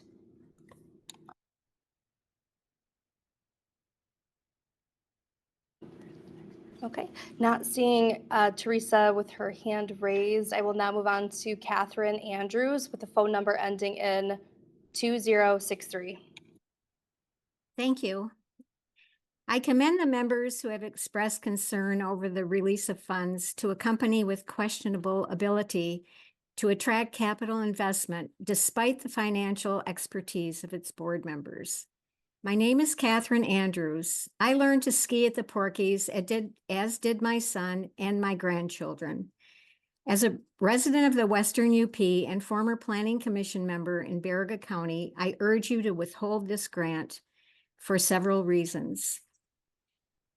Boom and bust jobs like the 10-year projected lifespan of the Copperwood mine do not contribute to rural economic stability. The purported economic gains of a short-term mining operation in the Porcupine Mountain State Park and adjacent lands pale in comparison to the value of the ecosystem services this undisturbed area provides to global health. This priceless value includes clean air, clean water, robust diversity, carbon sequestration, and pollination. This project would leave behind a 323-acre permanent exposed toxic sludge pond sloping toward Lake Superior. This is an unacceptable risk for a short-term economic gain. Please consider the real long-term risks the proposed. Thank you. We appreciate your remarks this morning. I'm going to go to Andy Hill, phone number ending in 4255. Yes, I've been a newspaper person here in the community for 45 years, covered this whole issue extensively. I recall when the state stepped up with a $5 million loan to the developers of the White Pine mine, the copper mine that was a backbone of this community. And it resulted in a good long stretch of added employment here and good healthy employment. The arguments that the environmentalists make are specious. They're sentiment-based. This thing has cleared all the required environmental hurdles by the state of Michigan. One thing I heard that was somewhat true is that it might cause us to have another mine here. Well, that would be the hope. The hope would be that to get this thing launched, that we might see more mining and development in this area. Mining has served us well. To say that mining is a bad thing or a boom and bust thing in a winter when the tourist economy is bust and it booms and busts every year, twice a year at least, and sometimes the whole year, it is just specious. It would be great for the state to invest in this community in a wise and thoughtful way. It makes all the sense in the world.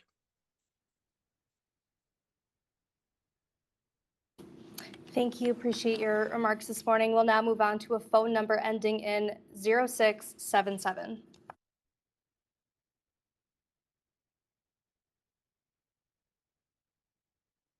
Okay, seeing no hand raised with that phone number, we will now move on to Christine Swadley with the phone number ending in 1844.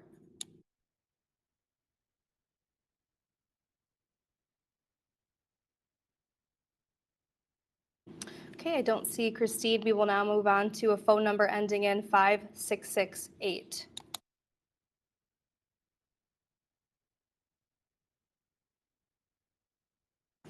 Okay, seeing nobody, we're going to move on to Caitlin Sutherland with the phone number ending in 3354.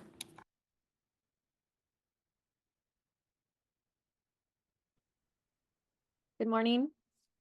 My name is Caitlin Sutherland. I'm a PhD student at Michigan Technological University, but I also serve as the facilitator for the North American Hub and the Academic Hub with the Global Alliance for the Rights of Nature. Today, I would like to speak in opposition of the funding of the Copperwood mine from the standpoint as hub facilitator, and hence bring forward the feeling of a large growing movement for the rights of nature. First, we would like to acknowledge that Lake Superior and the Porcupine Mountains have a right to flourish and maintain their natural cycles, meaning that this mine would ultimately result in pollution and destruction of Lake Superior, one of the largest freshwater sources on this planet, thus being relevant to every human on this planet as we enter uncertain times in the face of climate change. Not only does Lake Superior hold relevance to humans, but it has existed long before humans, and thus we owe this respect to her to keep her healthy and flourishing. The same goes for the Porcupine Mountains. Today, from a movement based around the globe, we urge a vote against these funds that would enable this mining of copper sulfide project to move forward. A project with almost a guaranteed chance of contamination of the lake and mountains, according to research. We urge this for our generation, for our future generations who will ultimately inherit the consequences of this degradation, and we urge this for the lake and mountains and their right to persist as they have long before us. The world will be watching today as Michigan makes this decision. Do not embarrass us and protect nature for all of us. Thank you. Thank you, Ms. Sutherland. We will now move on to Lynn H. with a phone number ending in 9749.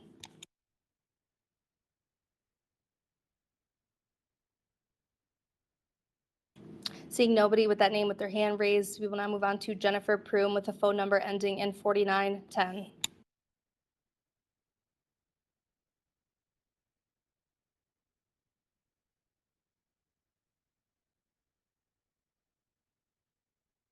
Hello?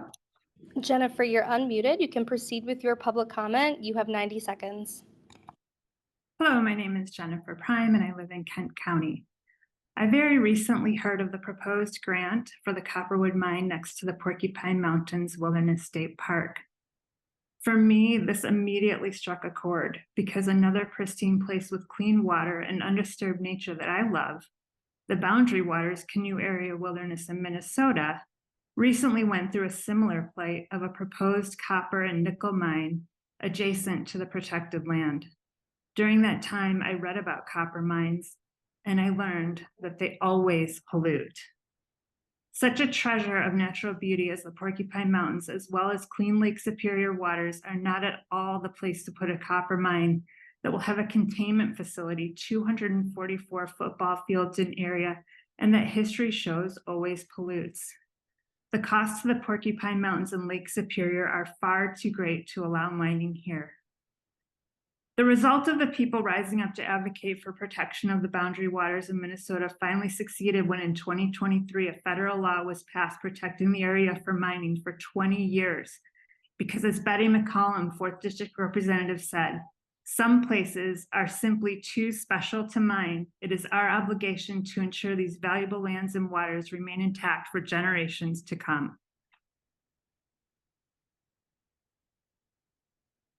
Thank you, Jennifer. Appreciate your remarks. We will now move on to Brandon with a phone number ending in 0025.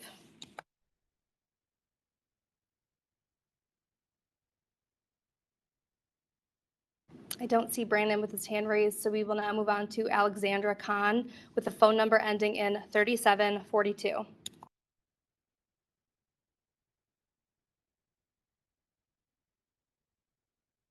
Okay, we'll move on to Emily Scully with a phone number ending in 4391.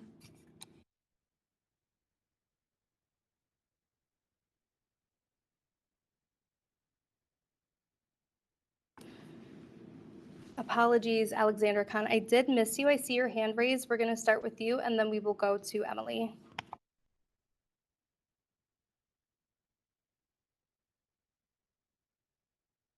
Alexander, you are unmuted, so you can proceed with your public comment. You have 90 seconds.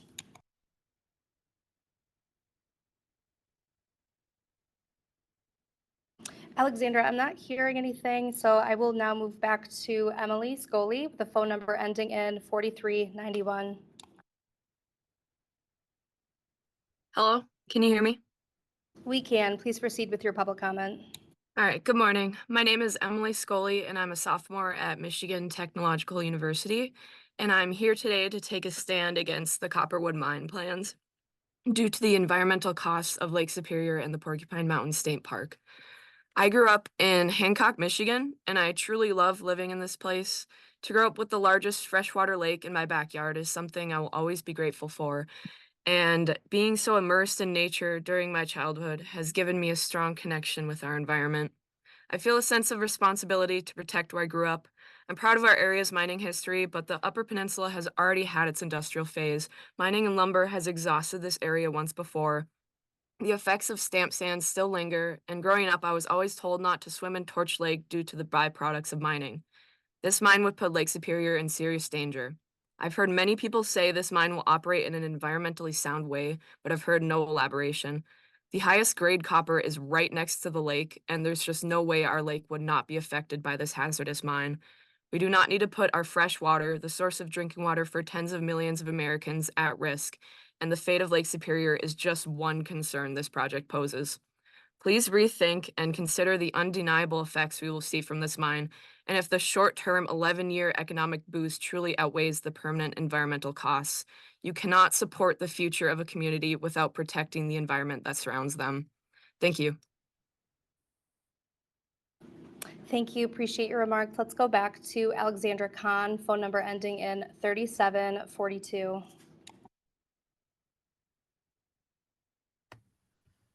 Hello, can you hear me? Yes, we can. Please proceed with your public comment. Hello, my name is Alexandra Khan, and I am a resident of Marquette. I've lived in the UP for several years, but my family goes back generations of Upers. I have a degree in environmental studies from Michigan State University, and I have personally worked in the outdoor tourism industry on Lake Superior. I'm strongly against granting the $50 million to Highland Copper for the construction of the Copperwood mine. The risks of metallic sulfide mining are unacceptably high, and even in a best case operational scenario. I'd like to echo the concerns of others today in regards to the tailings dam and waste storage after the closure of the mine. Sulfide mining has a legacy of acid mine drainage, which poisons water and lasts anywhere from 2,500 to 10,000 years. We live in a time where water is as important as it's ever been, and the demand for clean, fresh water is only going to increase in the coming years as it becomes more scarce in other places. The Upper Peninsula and the state of Michigan have, I believe, the social and environmental responsibility to do what we can to ensure the ecological health of one of the greatest freshwater resources the planet has. If mining were truly the regional saving grace it's being made out to be, we wouldn't be digging for more short-term solutions to combat the resulting decline. We need to pivot to something more sustainable in a long-term way. So for these reasons, I am against the grant for the Copperwood mine, and I thank you for your time. Thank you, Alexandra, and thank you everyone for your comments today. That does conclude the designated 90-minute portion of virtual public comment. If you did not pre-register for virtual public comment before 3 p.m. yesterday, we encourage you to submit written public comments and supporting materials to the board at msfcomments@michigan.org. Again, that's msfcomments@michigan.org. So I see we have some new folks in our conference room. We will open the meeting back up to in-person public comment. If you're wishing to make public comment in person at this time, you may now approach the podium and you have 90 seconds to provide your remarks.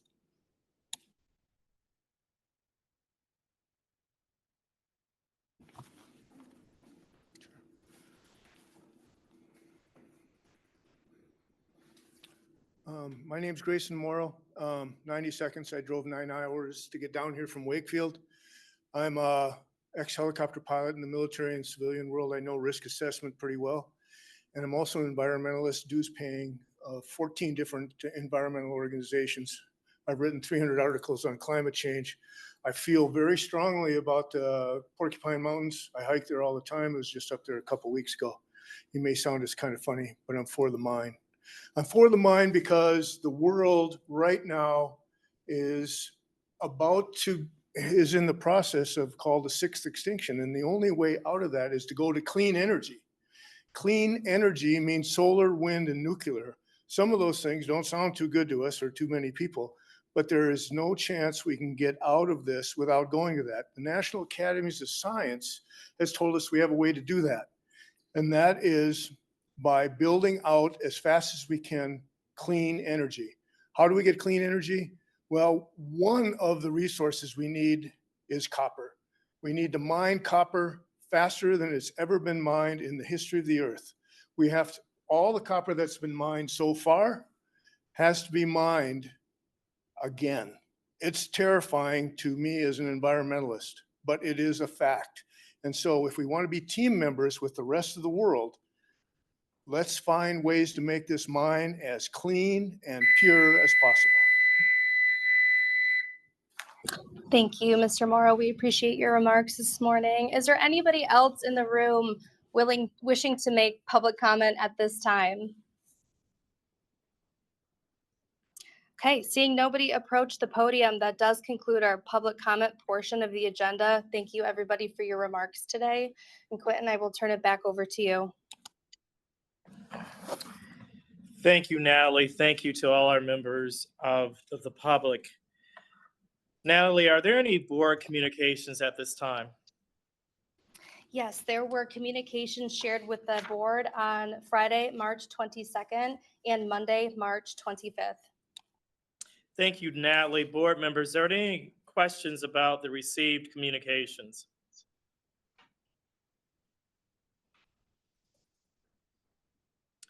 Hearing none, we'll move to our subcommittee reports.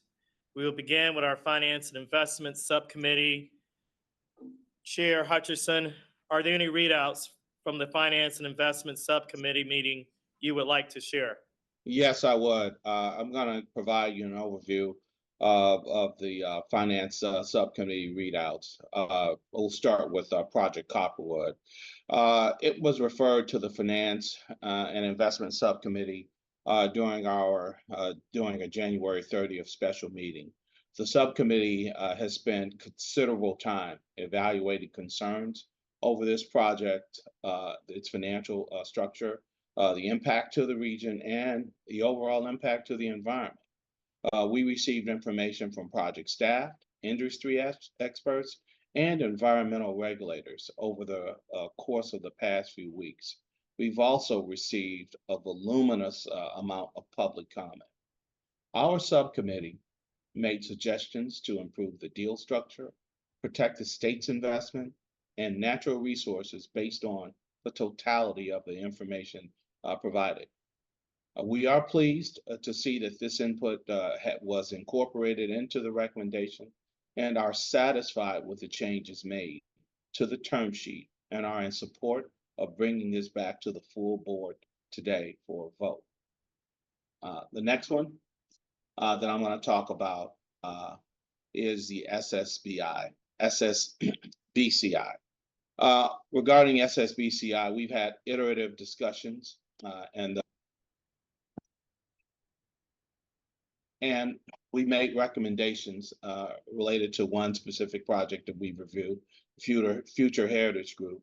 And they made a lot of, we made some recommendations to them. And after reviewing, they've incorporated those changes. And we are pleased to bring this to the full board today for a vote. Additionally, Piston Automotive made a presentation to our committee, which we are pleased to bring to the board for a full vote. So as you can tell, we've been pretty busy over the last few weeks, and I think Lucid was reviewed last month, but having stated the previous deals that we looked at, I'm also pleased to make a motion to support. Thank you very much, Chair Hutchison, and I want to thank you and just remind all that the members of the MSF are volunteers and really grateful for the extensive time that you have spent over the past several weeks and continue to do so. We will next move to the Policy and Planning Subcommittee. Chair Warner, are there any readouts from the Policy and Planning Subcommittee meeting you would like to share? Yes, we went through a legislative update on new legislation affecting both the MSF and MEDC, which was well received. We've gone through the M1 rail loan amendment agreement to make sure that we were briefed on that and also provided any input to that. In our subcommittee, we went through the Huntington Place Hotel and provided input to that hotel. The industrial commercial properties redevelopment, Michigan business tax credit amendment, we went through that and provided input to the staff. As board member Hutchinson said, we went through the SSBCI update and an understanding of the two companies that, or the two VC funds that we're considering. And last but certainly not least, we went through the Copperwood Mine update. Our policy and planning subcommittee had lots of input and time spent on the Copperwood Mine. Some of the concerns that we had about the Copperwood mine would be the financial arrangements that were put in place on the term sheet, which we gave input to revise, such that the term sheet now reads that this company has to go out and get funding, secure funding before they're going to get a dime, essentially, from the state. In addition, for clarification, the $50 million that has been referred to is for infrastructure improvements, and we wanted to make sure that that was well called out and delineated. Those infrastructure improvements will be reimbursed. They're not going to get the money until they are reimbursed. Those infrastructure improvements will last decades. There are things such as roads, utilities. I know that we've heard from many businesses that utilities and the grid in that area is deficient. It's deficient to even run a small business. So we wanted to make sure that the infrastructure improvements would support not only a mine, but small business for decades to come. And so the Copperwood mine update for us and the changes that were made substantially improve the ability for this organization to prove that they've got the financial standing, but also that they are only getting reimbursements for activities that will benefit this region for decades to come. So we too are in support of the Copperwood mine and approving the Copperwood mine based on all of the changes. And I can tell you, it was not only the subcommittee meeting, but many other meetings that we went through to make sure that the concerns that we've heard both today, but in previous meetings, have been addressed. So that would be it. Thank you very much, Chair Warner. And again, thank you to the members of your subcommittee and as volunteers for all their work. We will now move to the next agenda item, attract, retain, and grow business. As part of the Making in Michigan Economic Development Strategy, Copperwood Resources, Inc. Strategic Site Readiness Program Grant Request. At this time, we will welcome my colleague, Michelle Grinnell, Senior Vice President of Industry and Market Services, to present a resolution to approve a Strategic Site Readiness Program grant for Copperwood Resources, Inc. Michelle, please take it away. Thanks, Quentin, and thanks for the opportunity to present today. Joining me to help answer any questions the board may have are my MEDC colleagues, Kristen Armstrong, Vicki Schwab, and Eric Wolford, as well as Barry O'Shea, CEO of Highland Copper, Marty Fatante, CEO of Invest UP, and Melanie Humphrey and Jolene Melcory with the Oil, Gas, and Minerals Division at the Department of Environment, Great Lakes, and Energy. Given the significant amount of work and conversations that have happened since this project was referred to the Finance and Investment Subcommittee, as well as the public comments that have been provided today, I want to focus our presentation really on reiterating those three key areas of interest and concern around this project in terms of economic and community impact, environmental considerations, and updates to the term sheet. The briefing that you all have provides much more in-depth information on all of these, but just want to touch on a couple of key aspects here.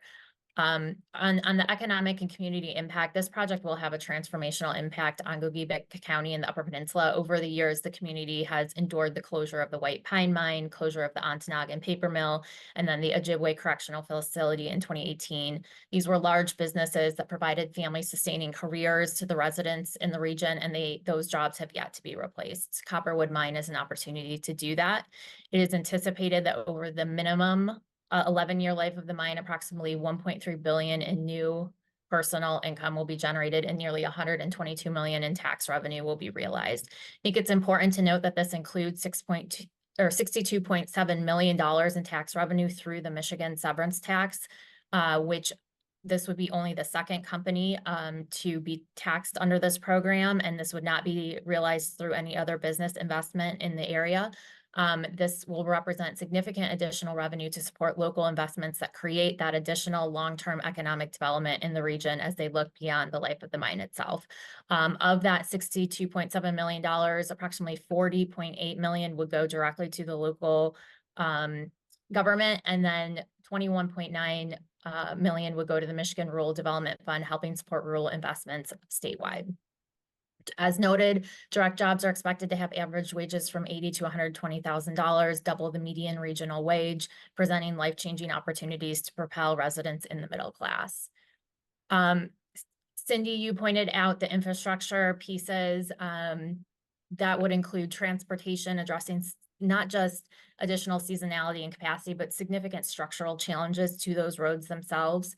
The electrical improvement project will provide a new main connection from the large substation south of Ironwood that will increase reliability for residents across 7 communities in the region, as well as the businesses operating in the region.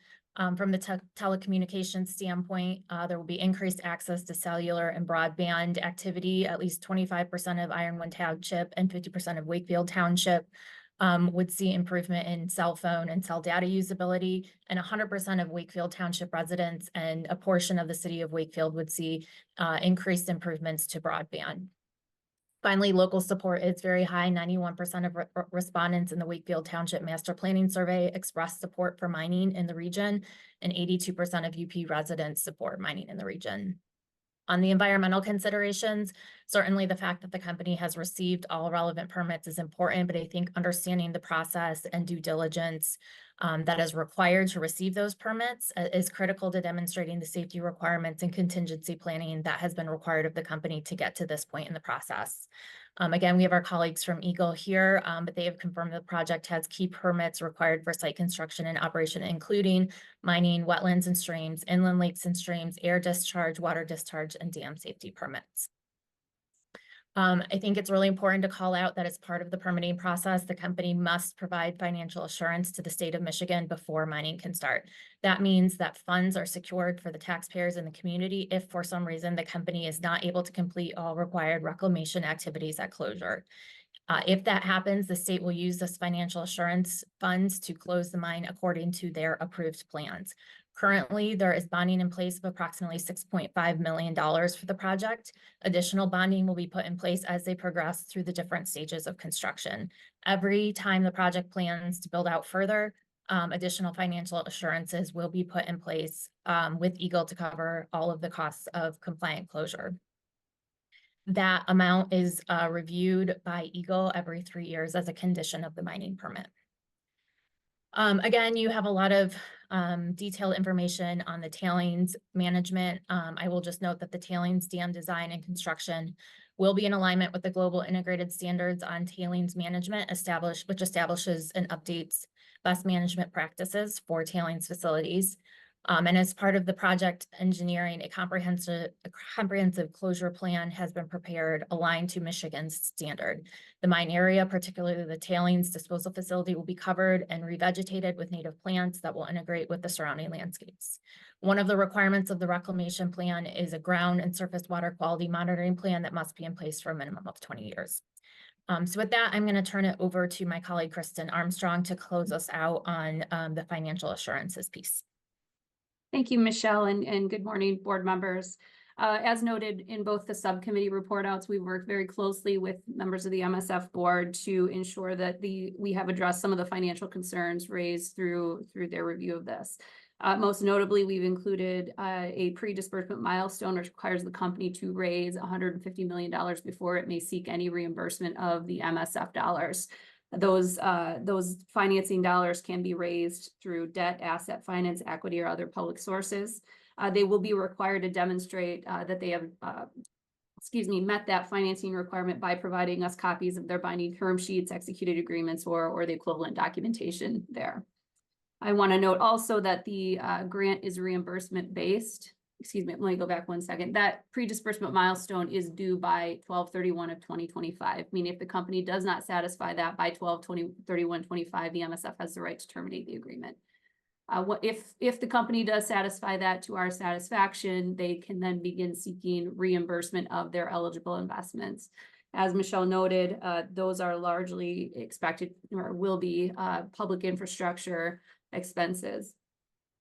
The term sheet is the basis for a final written agreement. We have a much more detailed written agreement that we will execute with the company here that includes some additional protections and provisions in place to ensure the state and the MSF are protected.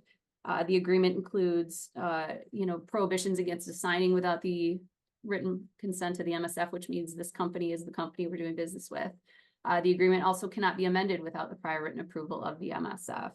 And finally, the agreement includes really strong definitions of what are eligible expenses in a project budget to ensure that the funds are spent appropriately and on the public infrastructure that we are supporting here. And finally, the agreement does include a clawback if the company fails to meet the jobs commitment. That is a prorated commitment based on the number of jobs created, and that'll be set in the future. But they are obligated again to create those jobs in order to keep the disbursements they've received.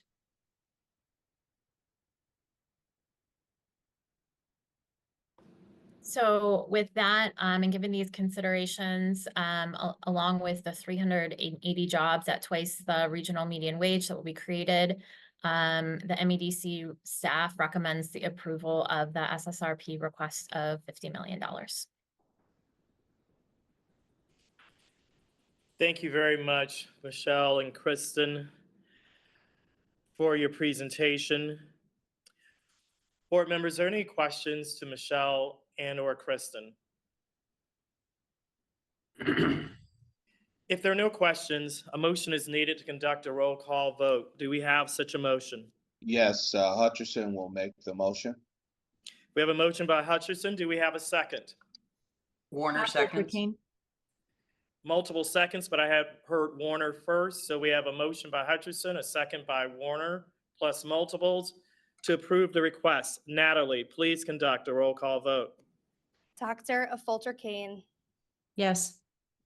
Mr. Eklund, Yes. Treasurer Eubanks, Yes. Mr. Groen, Yes. Mr. Hutchinson, Yes. Mr. Cap, Yes. Mr. Messer, Yes.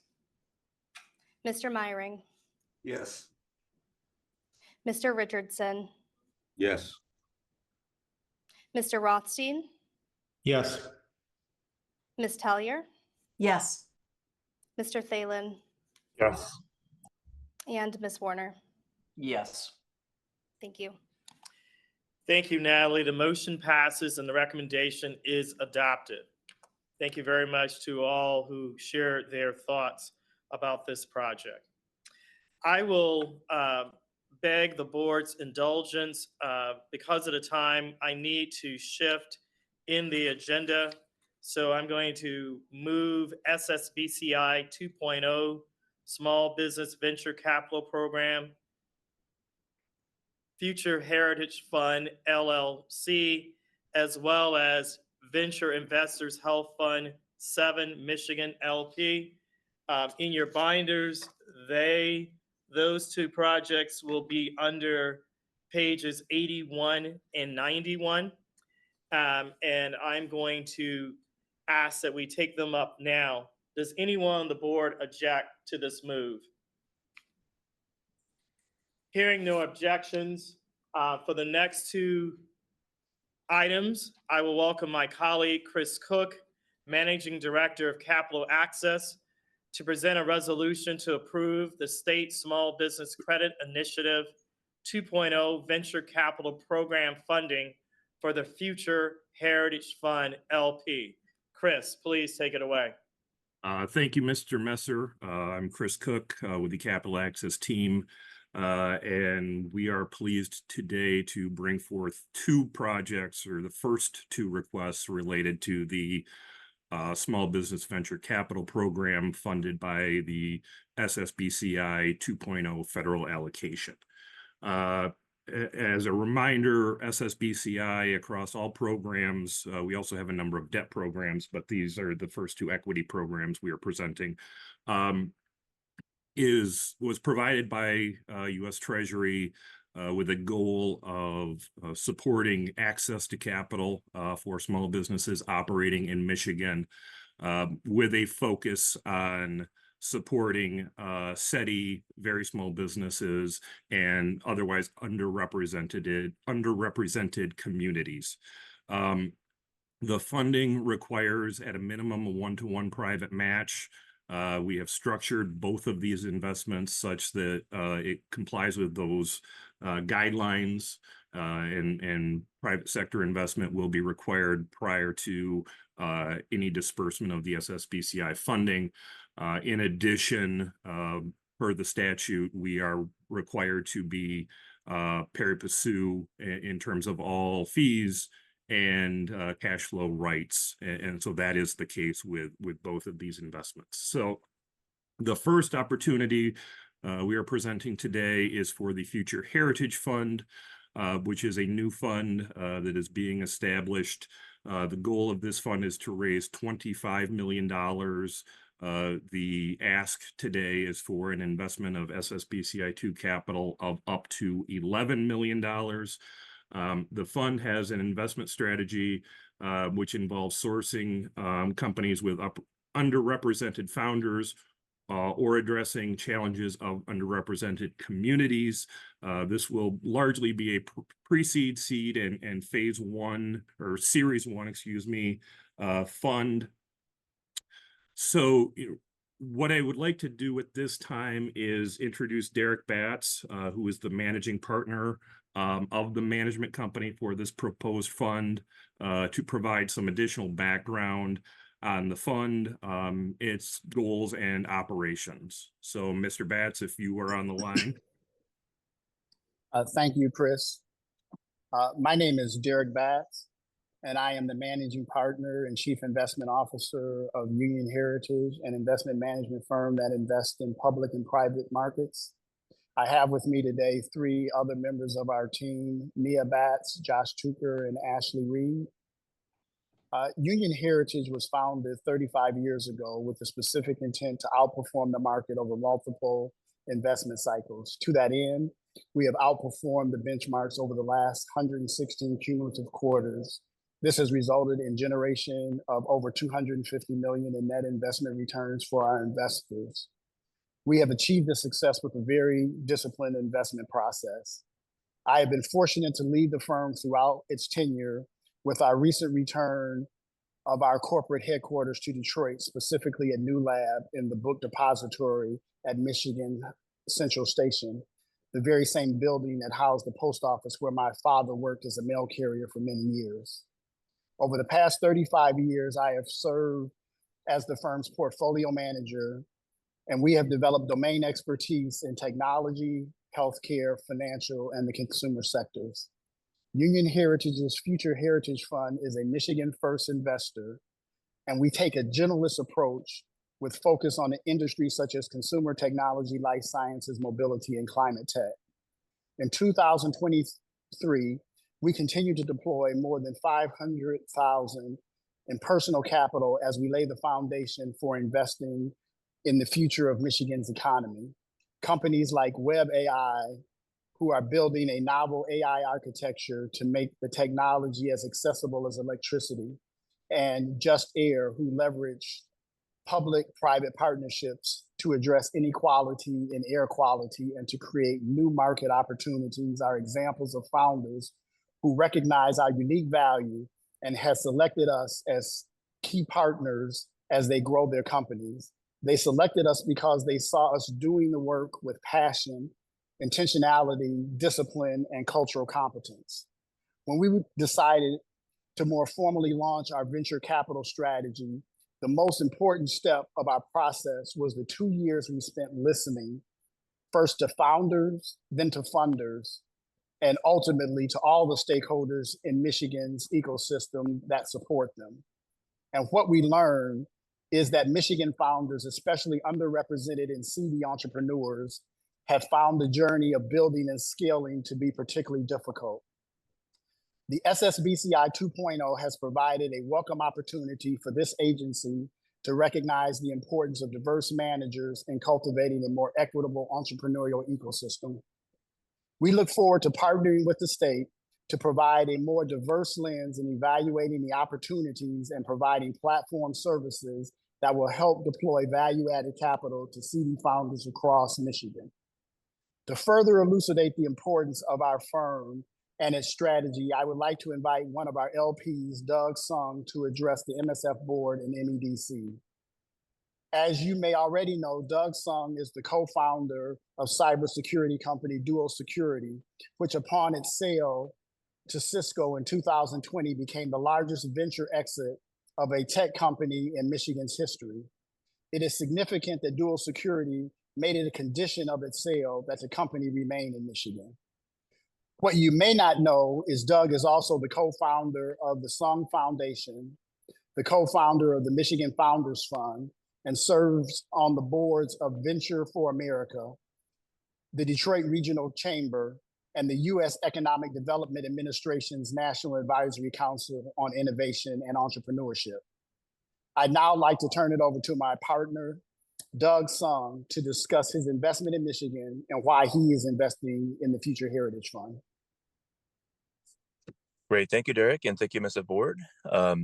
So I'm this is Doug Song, co-founder and CEO of what was Michigan's first venture-backed multi-billion-dollar exit. Now also an angel investor from Detroit to the UP, and a limited partner in some of the world's top venture funds around the world, Benchmark, Index Ventures, 500 Global. I also serve on the National Advisory Council for Innovation and Entrepreneurship at the U.S. Department of Commerce, steering some $280 billion of the CHIPS and Science Act. And so let me speak a little bit to first why I think this is so important. It's important for Michigan because number one, we don't see as much venture investment as we ought to in the state in an environment, particularly now, where it's been slower to raise. And this is true across the venture ecosystem, but particularly true for Black, Brown, women founders at a time where Black and Latino founders at least, are underfunded at rates that exceed 90% relative to their population, with some of those greatest funding disparities in some of our cities, right, where we have a higher concentration of Black founders, Detroit, Grand Rapids, and so forth. In fact, it's so bad that if you consider from March 2020 to August 2023, 0% of our Black and Latino-led companies receive funding after Series A. And this is in part really due to a systematic underinvestment in these underrepresented founders at the earliest stages. It's a bit surprised to me when I learned this, but this would be actually the first majority African-American owned venture capital fund in Michigan. I'm an investor in Black-owned venture funds from DC to Maryland and so forth. And so I was a little bit surprised that this would be the first in Michigan. But why I'm backing this team is because, one, they've had this outsized performance. Union Heritage in their time has outperformed the S&P 500 over more than 116 cumulative quarters, returning nearly $300 million in profit to investors. That's important, right? If they're going to manage 7 figures on money. The second is, well, let me start by saying this. There's 4 ways I think the venture funds actually differentiate and how they source, screen, support deals, or how they leverage their network to do so.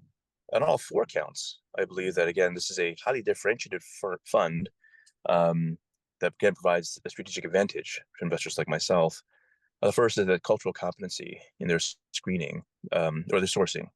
They've been able to get into deals that I have not found here, which is surprising to me because I think I'm pretty well connected.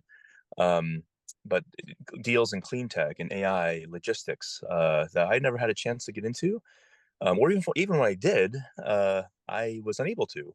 They have gotten into for me or for us as investors, which is a bit of surprise.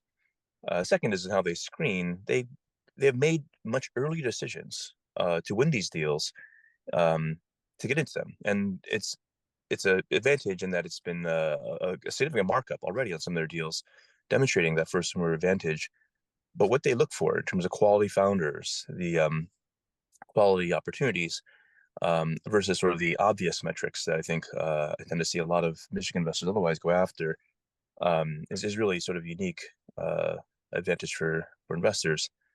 The third, in terms of how they support, is how they're actually landing some of these founders. I tried to get into Darren Riley's company, Just Air, which has been all over CNN and everything else earlier, and I couldn't get in. But Darren apparently asked for Derek to join and serve on his board because he wants the advice of a successful Black founder who understands high finance and understands the financial discipline it takes to really scale a business, which I think, again, is critical in supporting our founders locally. And last, in terms of the network and support they bring to bear, I tell people all the time, you don't need to be in California to build your business as a tech company, but you might need a little California in you. It's something that I think this fund has done well to diversify their general partnership by pulling in folks not only from tech and so forth, but also from media and entertainment on the West Coast as well. And in terms of their access ultimately to institutional LPs, I was literally just in Atlanta last week with another friend, Paul Judge, who started the first SoftBank Opportunity Fund, $150 million fund that he just bought back. He's raising another $200 million fund with Marcel Clar.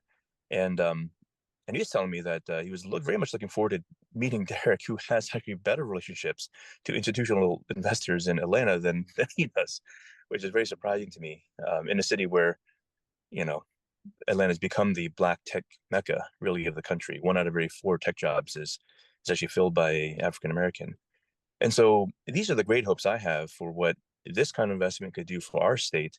And I believe it's really critical to lean into, again, with the Treasury and what this administration has really tried to do with some of the SSBCI funding, which is to close the equity gap that we see in our communities. And again, it's in so many ways represented here in Michigan. Equity as distance to power. Again, we are investing in companies here that from our cities to our rural areas, right? That again don't have access when we have brilliance that's pretty equally distributed. It's amazing to me how much excellence we have technically up in the Upper Peninsula, particularly around Michigan Tech and Northern Michigan and so forth. But again, nothing ventured, nothing gained. I believe that this is something critical for us to do, especially at a time where we see our nearest neighbors, Indiana, and particularly Ohio, making big bets on the industries of the future that represent, again, not just the good jobs, but the long-term careers, right, of what their residents are looking for. So with all that said, I just want to offer my support for Future Heritage Fund. Again, I'm proud to be an investor in this, and I hope that the state will as well. Thank you. Thank you, Mr. Song and Mr. Batts. So to summarize, this is a request for approval of an investment of up to $11 million in the Future Heritage Fund using SSBCI capital. And then at this point, we can take any questions. Thank you, gentlemen. Board members, are there any questions for the presenters? If there are no questions, a motion. I got a quick question, Quentin. Just wanted an update, Derek, on where the fund stands at today for the rest of the capital raise and when you look to start making investments.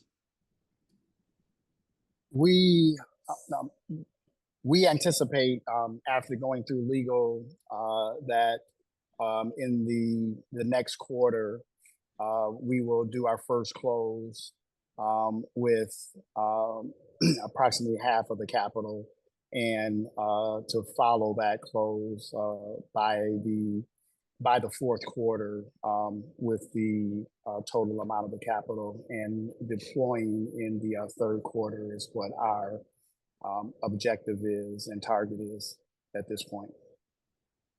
Thank you. Thank you, Mr. Maring. Any other questions from the board? Yeah, this is Brittany Affolter Kane. The more I have learned about this team and the objectives of this fund, the more excited I have been about the opportunity and what they can achieve on behalf of our state. And so if there are no other comments from my colleagues, I'd like to move for a vote. I'll second that motion. This is Hutcherson. So we have a motion by Affolter Kane, a second by Hutcherson to approve the request. Going once, going twice. For any questions, hearing none. Natalie, please conduct a roll call vote. Dr. Affolter Kane. Yes. Mr. Eklund. Yes. Treasurer Eubanks. Yes. Mr. Groen. Yes. Mr. Hutcherson. Yes. Mr. Cap. Yes. Mr. Messer. Yes. Mr. Meiring. Yes. Mr. Richardson. Yes. Mr. Rothstein. Yes. Ms. Tellier. Yes. Mr. Thalen. Yes. Thank you. Thank you so much, Natalie. The motion passes and the recommendation is adopted, and especially appreciate Doug Song taking time out, and I'm glad he was not moving while he was presenting. But thank you so much, Chris. And Chris, stay with us. Thank you so much, Derek, to you and your entire team. Chris, Thank you. thank you. Chris, you're still with us, and you're still the Managing Director of Capital Access, and you now will be presenting a resolution to approve the State Small Business Credit Initiative 2.0 Venture Capital Program funding for Venture Investors Health Fund 7, Michigan LP. Chris, take it away again. Thank you. So this is a request also for up to $11 million in funding for Venture Investors Health Fund 7. So this one is a little different. The prior example was a Michigan-only fund. This investment will actually be in the Michigan fund, which is structured as a sidecar to the Investors Health Fund 7, which is a regional fund. We're establishing it in this manner to ensure that the entirety of the SSBCI capital, along with the required matching contribution, be made into Michigan-only companies. Otherwise, the terms are the same, including all fees and cash flow rights. It will just require effectively concurrent investment by the regional companion fund and then the Michigan funded sidecar. So this is a fund that the seventh fund that is being operated by this management team, last several of which has focused on healthcare. We've seen an excellent track record in terms of operation of this fund through all of the due diligence that we have performed. And so, again, seeking an investment here of up to $11 million out of the SSBCI 2.0 capital. So at this point, I would like to introduce Jim Addix, who is one of the managing directors of the general partner, to join and provide some additional information about this fund and its operations. Good morning. Thanks, Chris, Quinton, and the MSF board. I'm Jim Maddox, and I'm the executive managing director at Venture Investors Health Fund. I'm located here in downtown Ann Arbor, and I've been making venture capital investments in early stage companies in Michigan and nationally for 27 years now. Venture Investors, as Chris said, Health Fund targets investments in early stage companies focused in healthcare. Areas include medical devices, diagnostics, digital health, and pharmaceuticals. And we're an early stage hands-on investor. We've led the spin out of many university projects. We're typically the first institutional investors in our companies, and we often help the founders actually start the companies. And our goal with these investments is to have a profound impact on human health. And there's three areas we focus on. One is by expanding access to high quality healthcare for everyone. The second is to lower the cost of healthcare for everyone. And the third, which is the ultimate goal, is to improve the health outcomes for all patients. And we've focused on areas such as cancer, glaucoma, autism, women's health, and behavioral health. So in addition to these important outcomes, we have simultaneous positive societal impacts by creating great jobs. And every year we survey our portfolio companies, and our companies, we found that 40% of our managerial positions are held by women. And this is double the national average for high-tech companies. And these are also really excellent high-paying positions that pay 3 times the median salaries for underrepresented minorities. So we have a big impact on healthcare, and we have a big impact on creating great jobs for the future of Michigan. So I'd like to thank you for your future support, and would like to turn it over to Mike Saratakis from the University of Michigan, whom I've worked with for many years. Good morning. Up front, I just want to let everyone know that we were just evacuated from our building. So if I drop out, my apologies. I'm Mike Saratakis. I'm the Executive Director of Impact Investments and Strategic Alliances at the University of Michigan Innovation Partnerships. I direct the Accelerate Blue Fund and the soon-to-be-launched Michigan University Innovation Capital Fund. And I'd like to thank the board for this opportunity to speak in support of Venture Investors' SSBCI application. Ventures Investors team has been an engaging supporter and investor in innovation and high impact startups in Michigan for a long time. Specifically, I really need to call out Jim's activity in the state. His investment experience in Michigan has been long and storied. He started his work at one of the first firms in the state, EDF Ventures, in 1997, and then joined Venture Investors, where he now leads the firm as their executive managing director. Along with the venture investments he has led, Jim has served as a board member and past chair for the Michigan Venture Capital Association, currently serves on the University of Michigan College of Engineering Board, and is a long-standing member of our Innovation Partnerships National Advisory Board.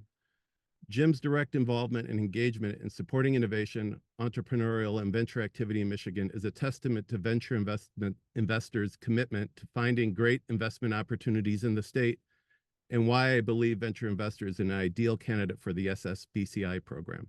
Thank you. Thanks, Mike. All right.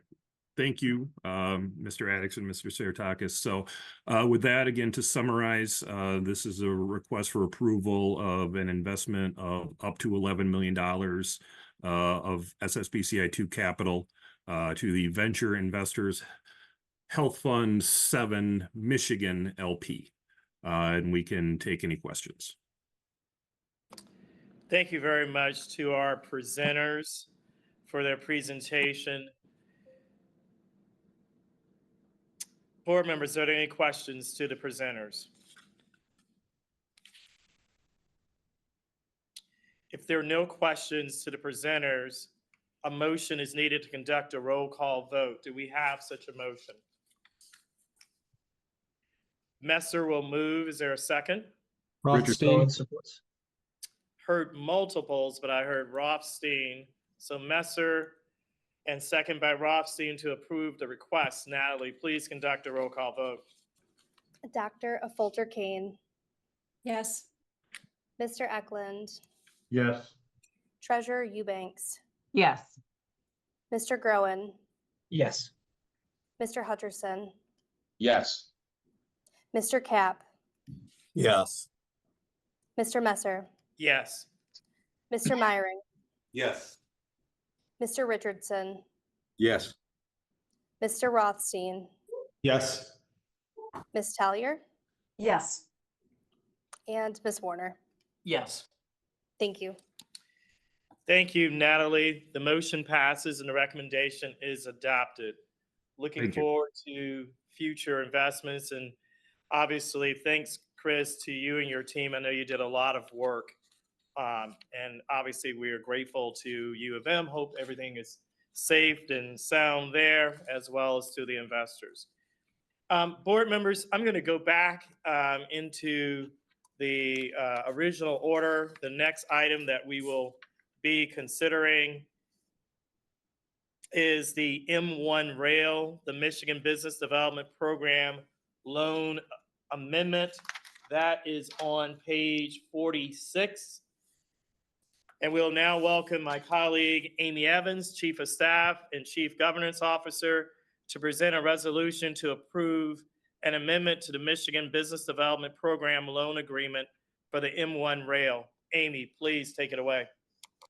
Thank you, Mr. Messer, and to the MSF board members for your time this morning. As Quentin said, I'm here to request an amendment to an MBDP loan agreement between the MSF and the M1 Rail. With me today, I have the President and Chief Operating Officer of M1 Rail, Lisa Nuskowski. On March 25th, 2014, the MSF approved a $10 million loan to M1 Rail for the purpose of constructing the Q line in downtown Detroit. At the time of the original approval, the lack of public infrastructure had always been a hindrance to the growth in downtown Detroit. However, since the Q line's construction, the Woodward Corridor has seen approximately $10 billion in economic investment and has been one of the many driving forces behind Detroit's ongoing comeback. The M1 Rail is a nonprofit organization that was founded through a public-private partnership. Due to that public-private partnership and philanthropic nature of the M1 Rail, they're not eligible for as many funding streams as other public transit organizations, and are thus looking to move the asset of the Q line and the M1 Rail over to the Regional Transit Authority. However, the Regional Transit Authority is not able to take on the asset unless they have a fully balanced budget. The M1 Rail currently owes approximately $3.5 million on the original $10 million loan to the MSF. So the request before you today is to allow for acknowledgement rights in lieu of payment for the remainder of the loan. These acknowledgement rights will allow the MEDC to market the state and the organization through many campaigns through 2028. This marketing strategy includes wrapping of the streetcar with our materials and running on static video monitors at the 20 streetcar stations. Third-party firms have evaluated the cost of this acknowledgement rights and valued this at approximately $4.8 million over the time period. I will now turn it over to Lisa to explain the current plans for the M1 Rail. Lisa. Thank you so much, Amy. It's a pleasure to be with all of you this morning, nearly 10 years after the MEDC put its support behind M1 Rail and what would eventually become the Q line. So as Amy mentioned, in 2014, the MEDC made a $10 million investment through its Michigan Business Development Performance-Based Loan Program. And that funding has played an essential role in the revitalization of one of the most significant corridors in the state by helping leverage additional public, private, and philanthropic funding for a combined total of $150 million in support for public transportation and economic development. Those investments have paid off. Since construction began on the Q line 10 years ago, more than $10 billion in new investment has been committed to the Woodward Corridor. And the Q line is at the heart of that success, helping to connect people to jobs, educational opportunities, housing, healthcare, restaurants, shopping, and sports and culture activities taking place along the corridor. Given that, I'm pleased to report that the state of the Q line has never been stronger. In 2023, we moved more than 1 million passengers along the Woodward Corridor. That's a 50% increase from 2022. It also represents a 25% increase from the Q line's pre-COVID ridership of just over 800,000 people, which far exceeds the national average for return to transit following the pandemic.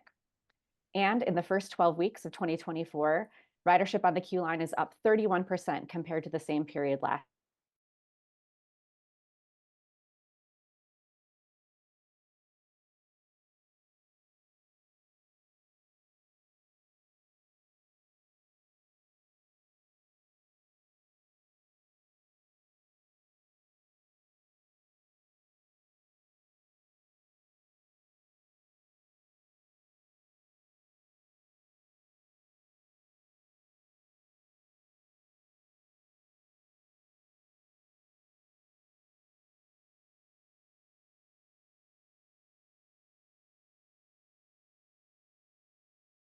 Has always been a part of the plan for the Q line.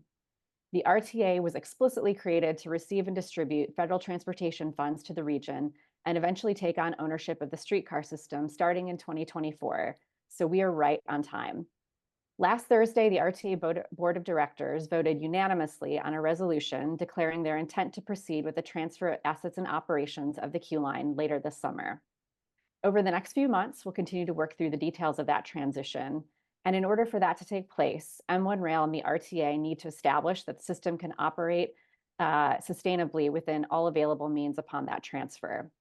By allowing for an alternative way of repaying the Michigan Strategic Fund loan, this board's action today is an essential piece of the puzzle for how we make the Q line financially sustainable and that transfer possible.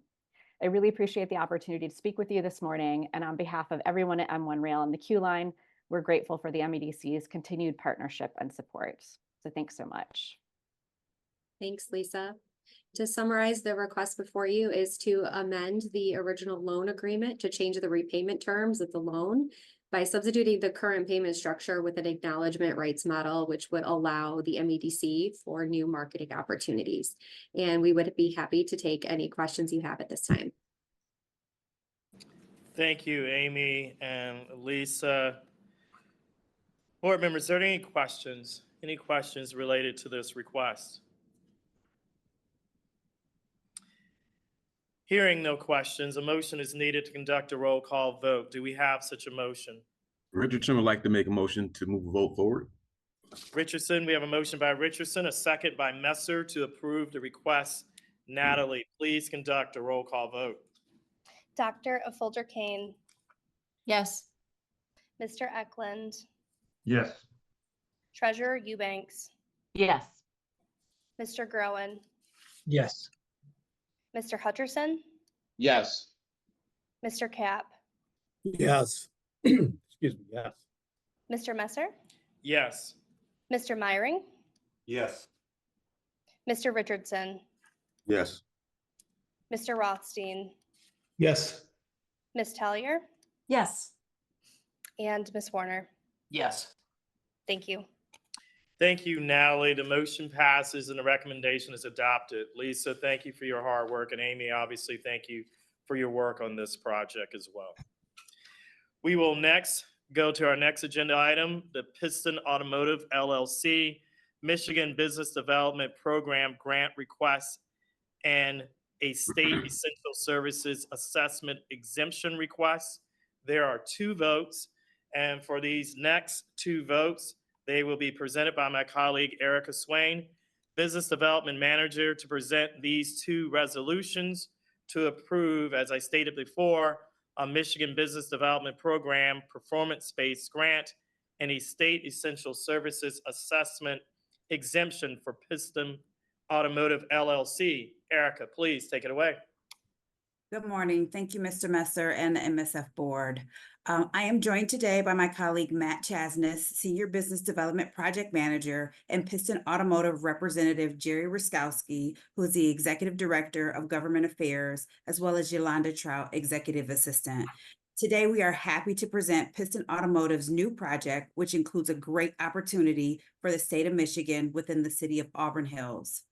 Piston Automotive, which is headquartered in Redford, Michigan, is a subsidiary of Piston Group LLC, which was founded in 1996 in the heart of Detroit by former NBA Detroit Pistons star Vinnie Johnson, and is now the largest African-American owned automotive supplier in the U.S. Piston Group currently has 19 locations in North America with over 11,000 employees. Piston has been awarded a contract with an automotive OEM to assemble and supply component modules for the new electric pickup truck. This deal marks the largest minority contract to the largest African-American owned auto supplier. Piston is strongly considering the soon-to-be constructed facility at the former Palace site in Auburn Hills, where they'll lease approximately 713,000 square feet. This location in Auburn Hills provides favorable proximity to their customers, existing Michigan facilities, as well as a suitable workforce.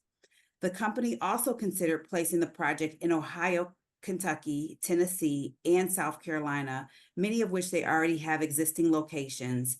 And these locations were considered because of their proximity to other automotive facilities, available talent, as well as competing incentive offers. The project will be part of the company's long-term strategy to secure future business in the electric vehicle segment as the automotive industry shifts to electric.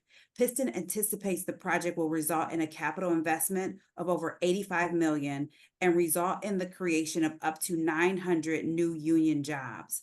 While some of the positions will initially have wages below the regional median wage, that gap will be eliminated within 2 years, according to the UAW collective bargaining agreement payment schedule. As a Michigan-based company, Piston would like to locate the project in Michigan, but incentive assistance is necessary to ensure the project is able to move forward. And with that, I will hand it over to Piston Company Representative Jerry to provide details regarding the project. Jerry? Thank you, Erica, and thank you to the MS Board for considering this project. I'm excited to discuss the opportunity for Piston Automotive to bring this manufacturing facility to the former site of the Palace of Auburn Hills. As an NBA player, Vinnie Johnson won 2 NBA championships at the Palace, and it seems prophetic that as the founder, chairman, and CEO of the Piston Group, Vinnie would be returning to the Palace as he continues to embody the Detroit grit that made him so successful on the court. His passion for Detroit, the state's economic vitality, and job creation led him to establish Piston Automotive in 1996, and it has grown to a conglomerate with over $2.9 billion in annual revenue. This project would transform the former Palace site into the state-of-the-art manufacturing facility. And it will be, as Erica mentioned, the largest undertaking by Piston Automotive, being a flagship facility for our company to showcase our ability to continue to grow and handle such a big role for an OEM. When fully operational, this project will employ 900 skilled individuals, including engineers, technicians, and tradesmen, drawing on workforce from Pontiac and Auburn Hills area. For this project, we're going to be supplying to General Motors for their new Chevy Silverado and GMC Sierra EV, and Piston will be providing 11% of the vehicle's total components. These vehicles represent an evolution in vehicle technology, and it's exciting that they will be built here in Michigan. The technology in these vehicles has the potential to push forward what we think of as capable from automotive vehicles, with the battery power to keep a house fully powered for more than a week. And when combined, when these continue to grow, they'll have the ability to create virtual power plants, stabilizing our grid and lowering costs and emissions for consumers throughout the country. So with that, while the Palace of Auburn Hills has hosted championships for the state in the past, we're hoping that it can host the ability for innovation, resilience, and progress for the whole state going forward. So let me stop there. Happy to answer any questions. Thank you to the MSF board for considering this, and thank you again to Erica and Matt for working with us on this project.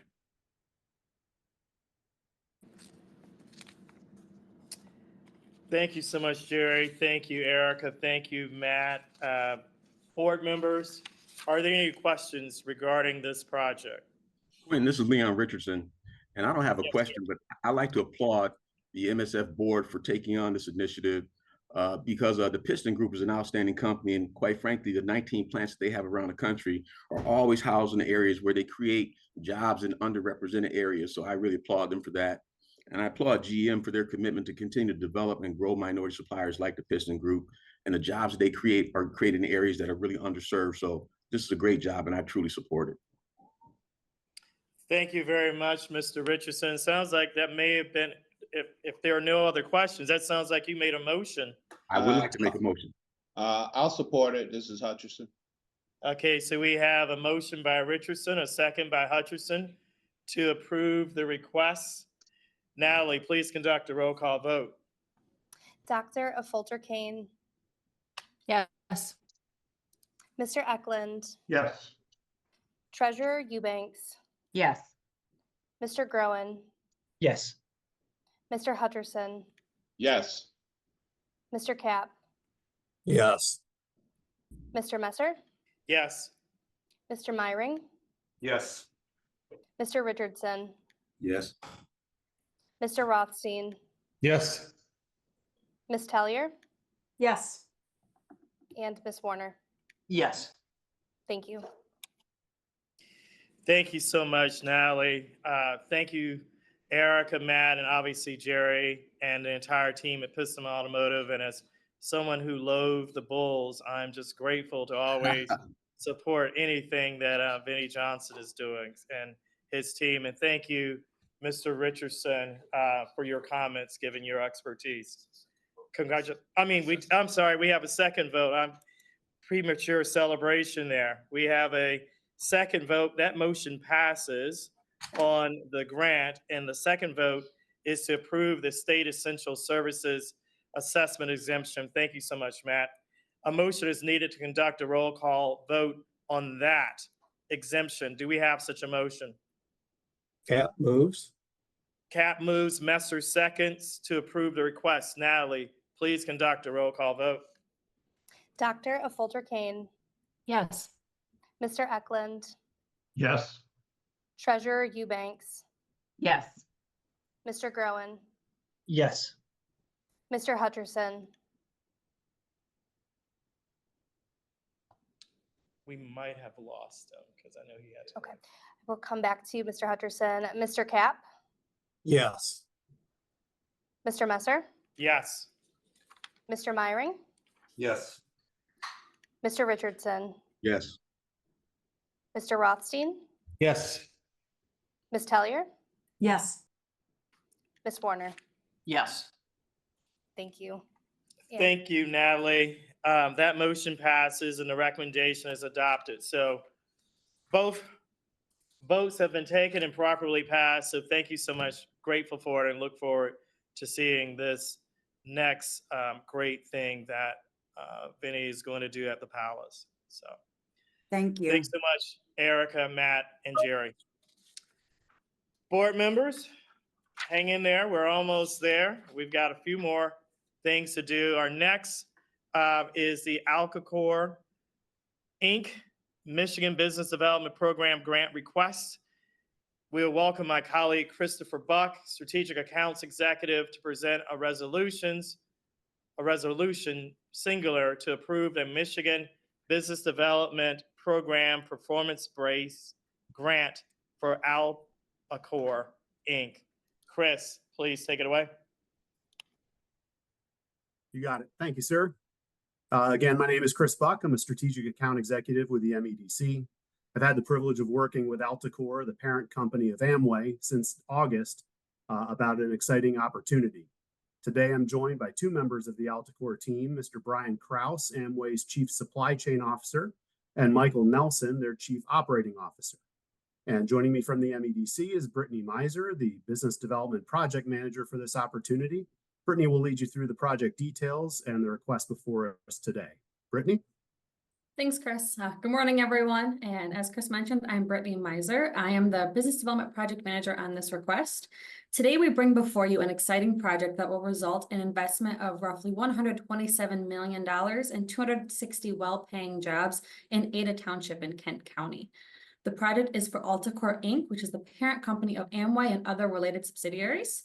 With this, I would like to hand it off to Michael and Brian to go into some of the details on this specific project. Thank you, Brittany, and good morning, Chairman Messer and board members. Amway was founded in Ada Township in 1959. It's been our world headquarters. We have 14,000 employees globally, nearly 3,500 here in Ada Township. We are planning to close a facility based in Southern California, consolidate operations into our Ada Township campuses. We will renovate 48,000 square feet of space on one of our campuses here in Ada for state-of-the-art tableting, blending, and soft gel manufacturing for our nutrition products. In addition, we will create an innovation and science facility on our main Fulton Street campus, nearly 19,000 square feet. That will include nutrition laboratories, cooling chambers, support offices, and pilot manufacturing capabilities. As Brittany mentioned, we will be investing up to $127 million, creating 260 jobs, the majority of which, nearly 2/3 of those, are highly paid professional positions in innovation and science, engineers. And I appreciate your consideration of this project and hope we receive approval from the Michigan Strategic Fund. Thanks, Michael. Brian, did you have anything to add? Michael was so elegant in his presentation. I think he covered all the pertinent details, so thank you.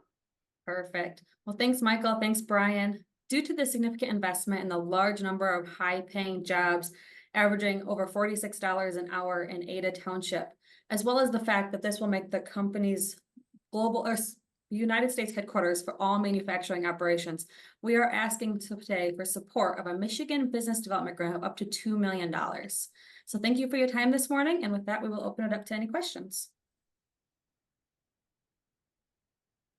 Thank you, team, for your presentation. Board members, are there any questions? Are there any questions? Michael, could you just speak a little bit about the timing of the hiring for the 260 jobs and kind of how that would look over the 5-year period? Yes, so our facility, it's a great question. Our facility in California, we will fully close operations by the end of 2026. We've actually started hiring. We have transferred some of the roles here already, and we will be hiring over the next 2.5 years up to those 260 positions. Thank you. Thank you, Mr. Maring. Board members, other questions? Other questions of our presenters? If there are no questions, a motion is needed to conduct a roll call vote. Do we have such a motion? Messer will move. Is there a second? Richardson. Second by Richardson to approve the request. Natalie, please conduct a roll call vote. Dr. Affolter-Kane. Yes. Mr. Eklund. Yes. Treasurer Eubanks. Yes.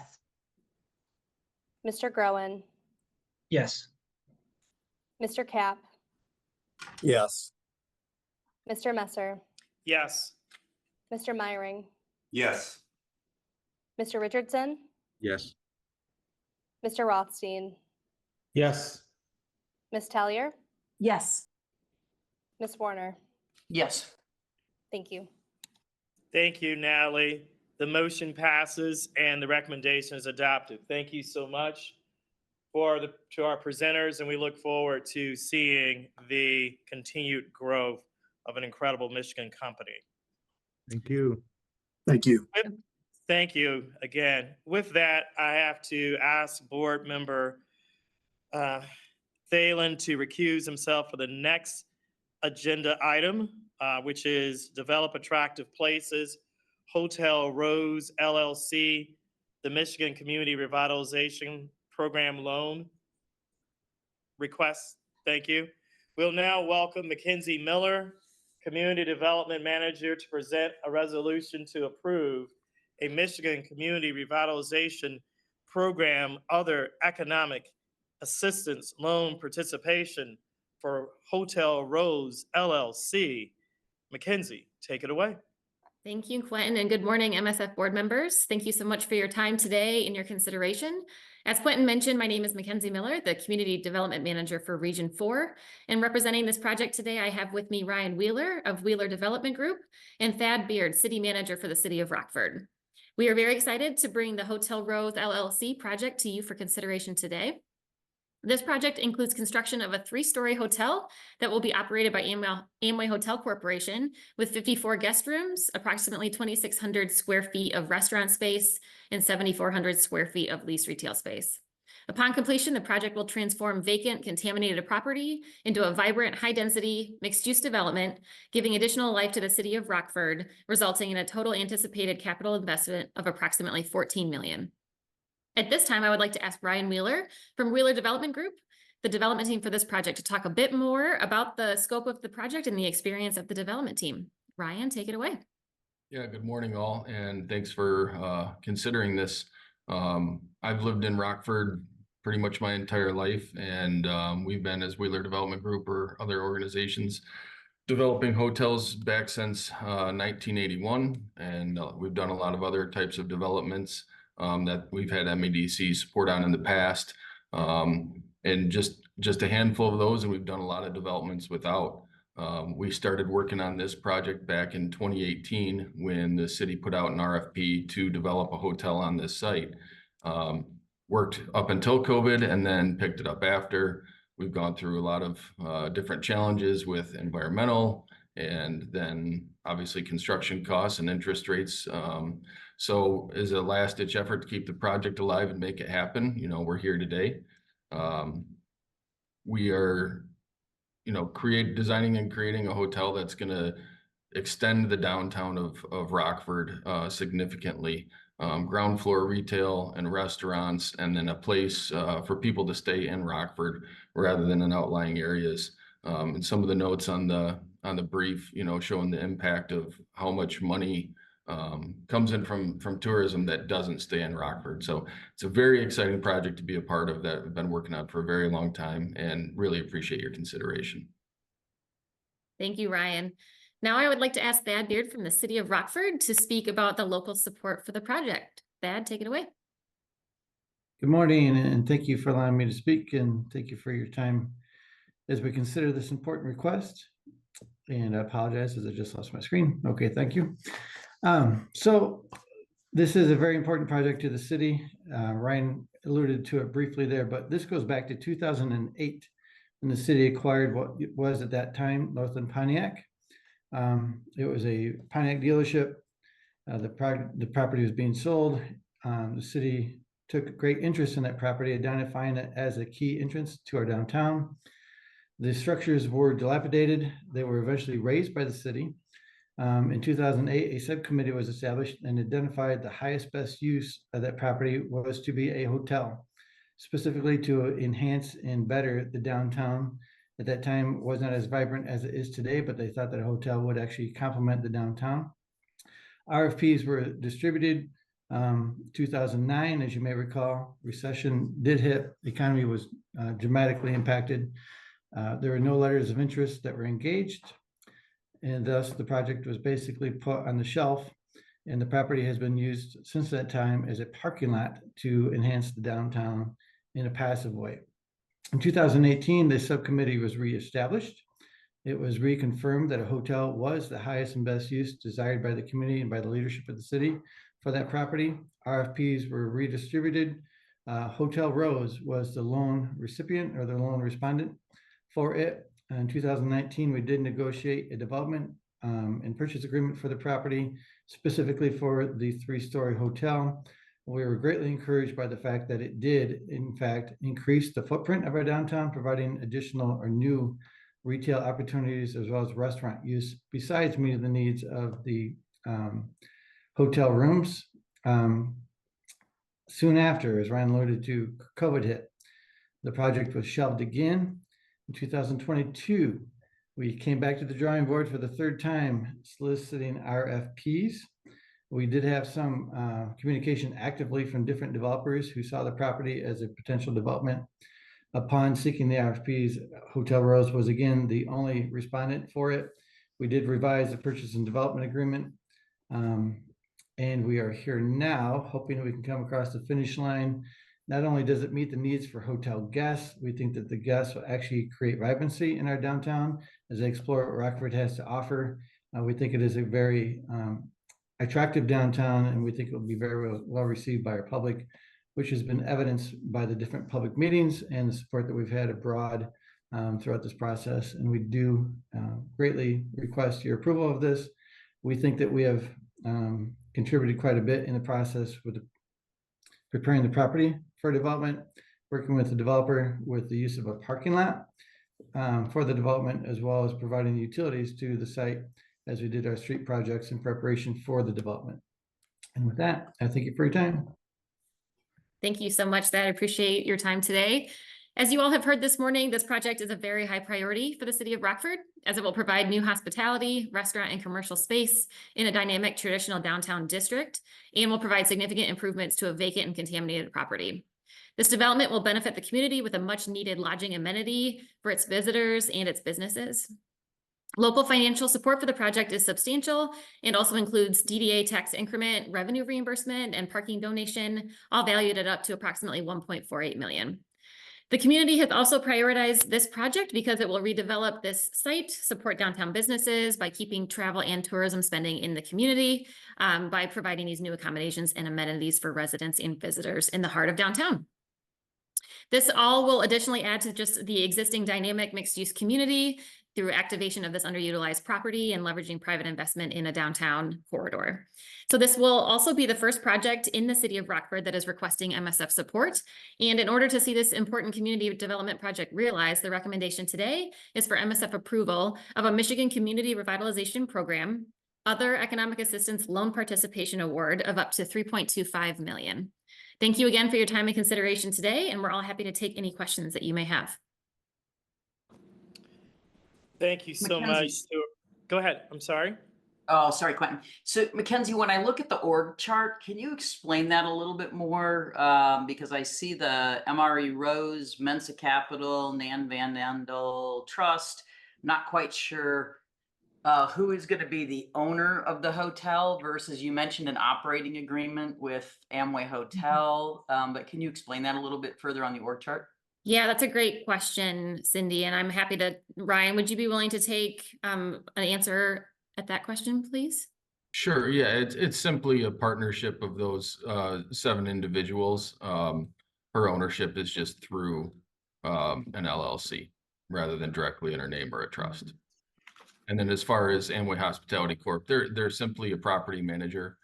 We have a couple other hotels that they are managers on us for, so there's no ownership there. It's we hire them to manage the day-to-day operations. Okay, so it is an operating agreement. You're not going to transition ownership to this. Okay, and so I guess then another question would be based on that. You know, one of the conditions in this loan participation is that, one second here, that we have exhausted all other types of loan opportunities. And so I guess I don't see anywhere here that this shows in this packet that every other kind of financing opportunities are exhausted. Is that the case? Yeah, so we have a loan commitment with Mercantile Bank that is at the maximum that they will allow, and utilizing this $3.25 million at a 1% interest rate blends out to essentially a combined loan of $11 million. That's the max that we can afford. So we have utilized that private equity, our investment dollars and the deferred developer fee. Yeah, I still don't see anything that the senior financing shows that you've maximized. In other words, that you cannot get financing at 1%, giving a loan at 1% of state money, where if it were just left in the bank, we can get 2.5% or whatever. I guess Jen could talk to that. But I think we would have to see here that per the senior financing conditions of this, that you've maximized all available senior financing. And I also don't see a pro forma here that shows, I think you said that's all we can afford. I don't see a pro forma here that shows how this thing is going to cash flow or anything. So I couldn't really confirm or deny that that's all you can afford. But I certainly know giving a loan at 1% is something we take pretty seriously, considering the capabilities of this group of people. Thank you, Cindy. I also would defer to Julius Edwards, who is the underwriter for this project as well. Julius, do you have a minute to share? Yeah, thanks. Thanks, Cindy, for the question. So typically when we're reviewing transactions, we're reviewing them from a cash flow and what they can afford from a appraisal standpoint. As it relates to the financing from the bank, The reason for the limitation on the financing is related to the debt service coverage ratio that's required for the project in order for it to be financially viable, while still maintaining a viable return for the project to be financially feasible for the development team. And so a lot of what we're seeing right now in terms of CRP requests and increased requests from a CRP perspective are driven by higher interest rate markets, which limit borrowing capacity for projects individually. But there is a thorough review of the potential debt service cover or cash flow that the project will produce over time prior to making an award decision or internal decision. Yeah, I appreciate that. I just don't see it. I mean, I don't see the cash flow here. I trust when you say that's all they can afford, et cetera, but all that's missing. So unless we see that, unless you know, we clearly understand the cash flow challenges or what have you that would lead us to give a 1% loan of this size, it's hard for me to say that. So you know, appreciate the explanation, but I think the cash flow would help support that if we could see it. We will provide it accordingly. Just as for future reference, if that's some piece of material we want to include within our board materials, we certainly can do so as we move forward. It's just something we traditionally haven't done, so that's why it wasn't attached here.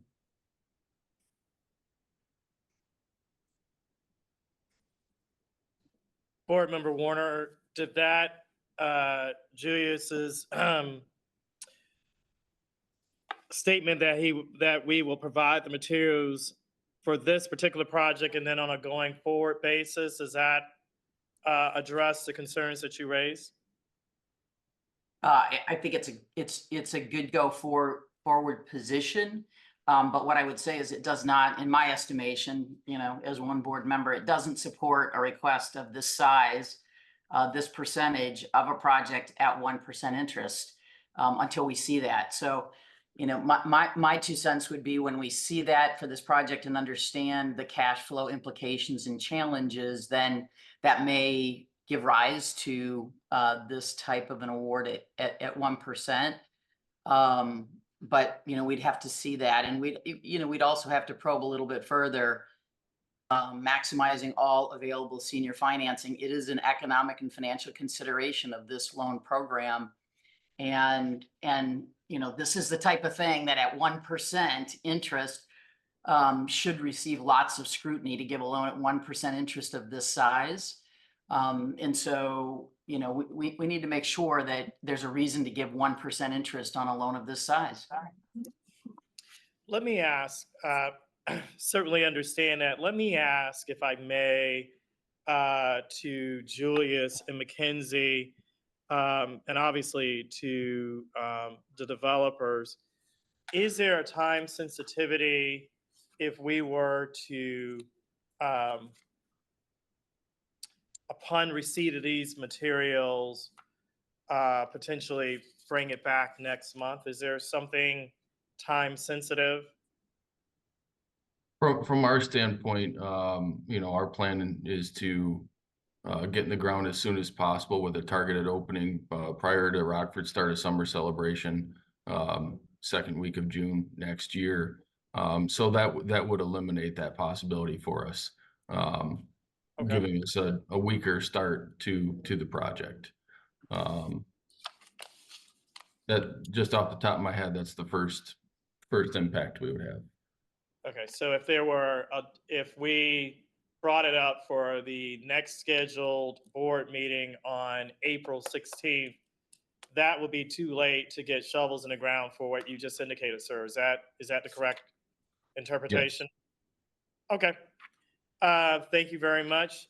Are there other questions or comments from the board?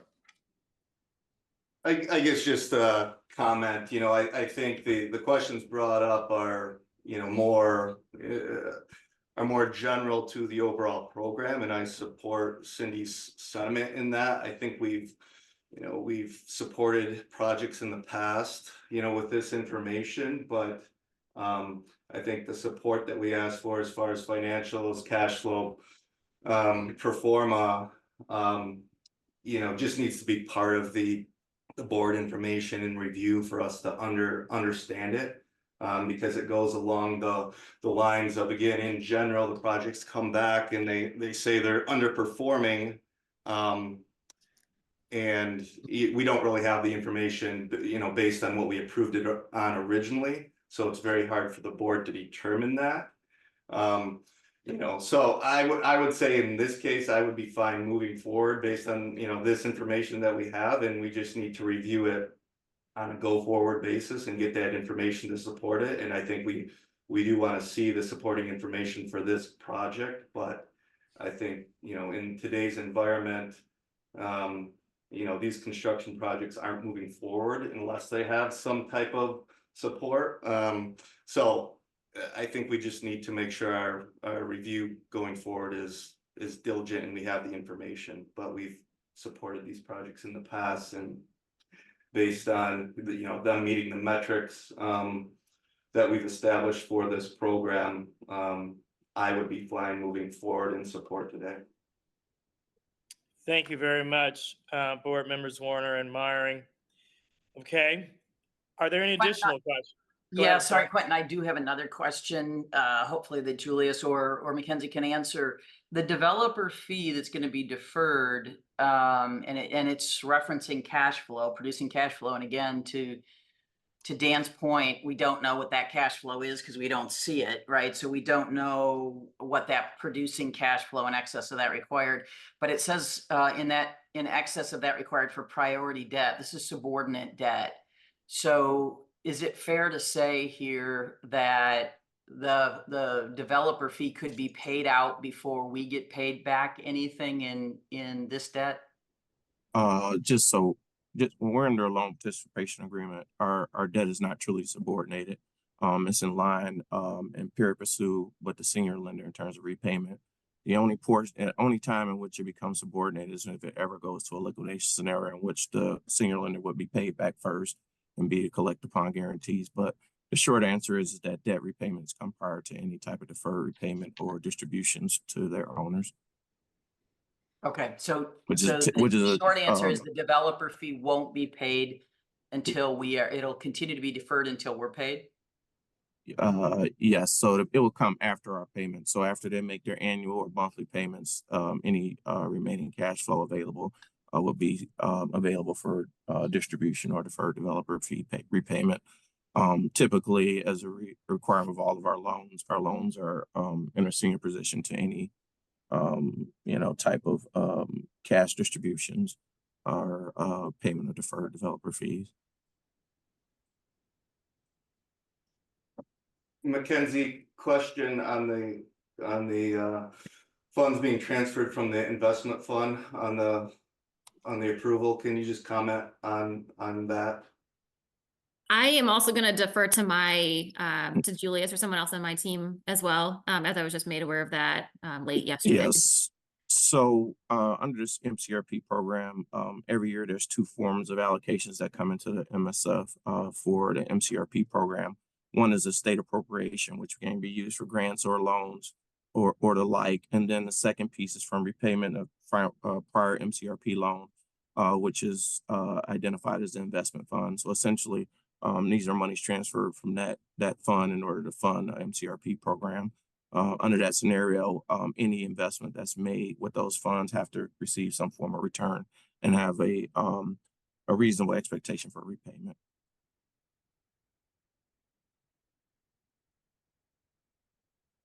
And so then remind me, do we have for these programs, what is the total amount of funding available for us? Off the top of my head, I couldn't give you a complete answer, but we can definitely get that information for you. Typically, that allocation between the state appropriation and monies that are return payments are between $40 and $50 million a year annually. Okay, thank you. Continued thanks, board members and presenters, for your responses. Additional questions?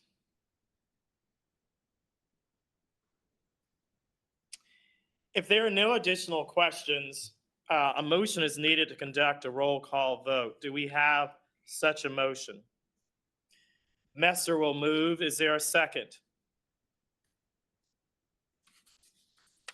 Cap support. We have a motion by Messer, a second by Cap to approve the request. Natalie, please conduct a roll call vote. Dr. Affolter Kane, Yes. Mr. Eklund, Yes. Treasurer Eubanks, Yes. Mr. Groen, Yes. Mr. Cap, Yes. Mr. Messer, Yes. Mr. Myring, Yes. Mr. Rothstein, Yes. and Mr. Richardson, Yes. Ms. Tellier, Yes. and Ms. Warner. Yes. Thank you. Thank you, Natalie. Thank you, board members. Congratulations to the team. We as a team will take the well thought recommendations by board members Warner and Myring, among others, and make sure that that information is provided for this project as well in future requests. So the motion passes and the recommendation is adopted. We are now, we have a penultimate item. I need to apologize in advance. There is an addendum or an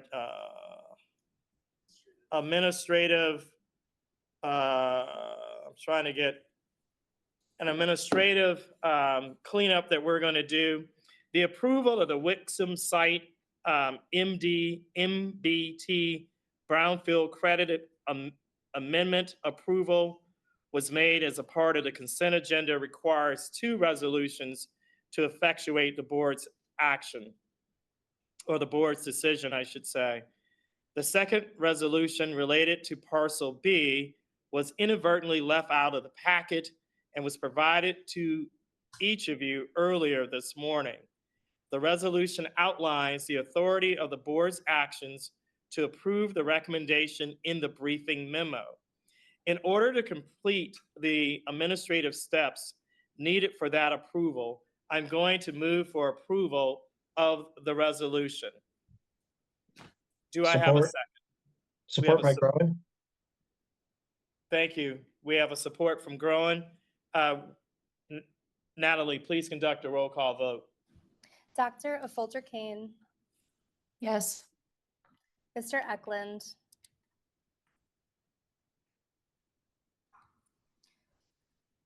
Treasurer Eubanks, Yes. Mr. Groen, Yes.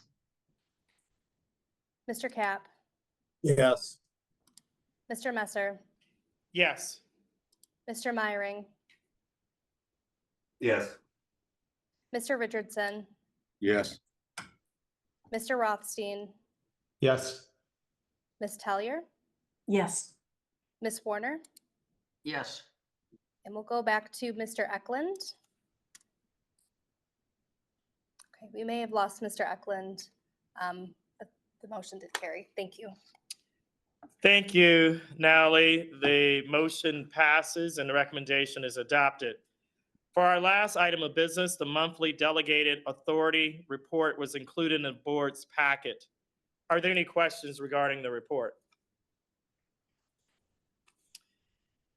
Hearing none, we've reached the end of our agenda. Do board members have any other items of business to discuss? Hearing none, it is 12:16 p.m. Eastern Standard Time. I declare this meeting adjourned and very grateful to our board members' perseverance for a long meeting. Thank you so much. It is appreciated. Thank you.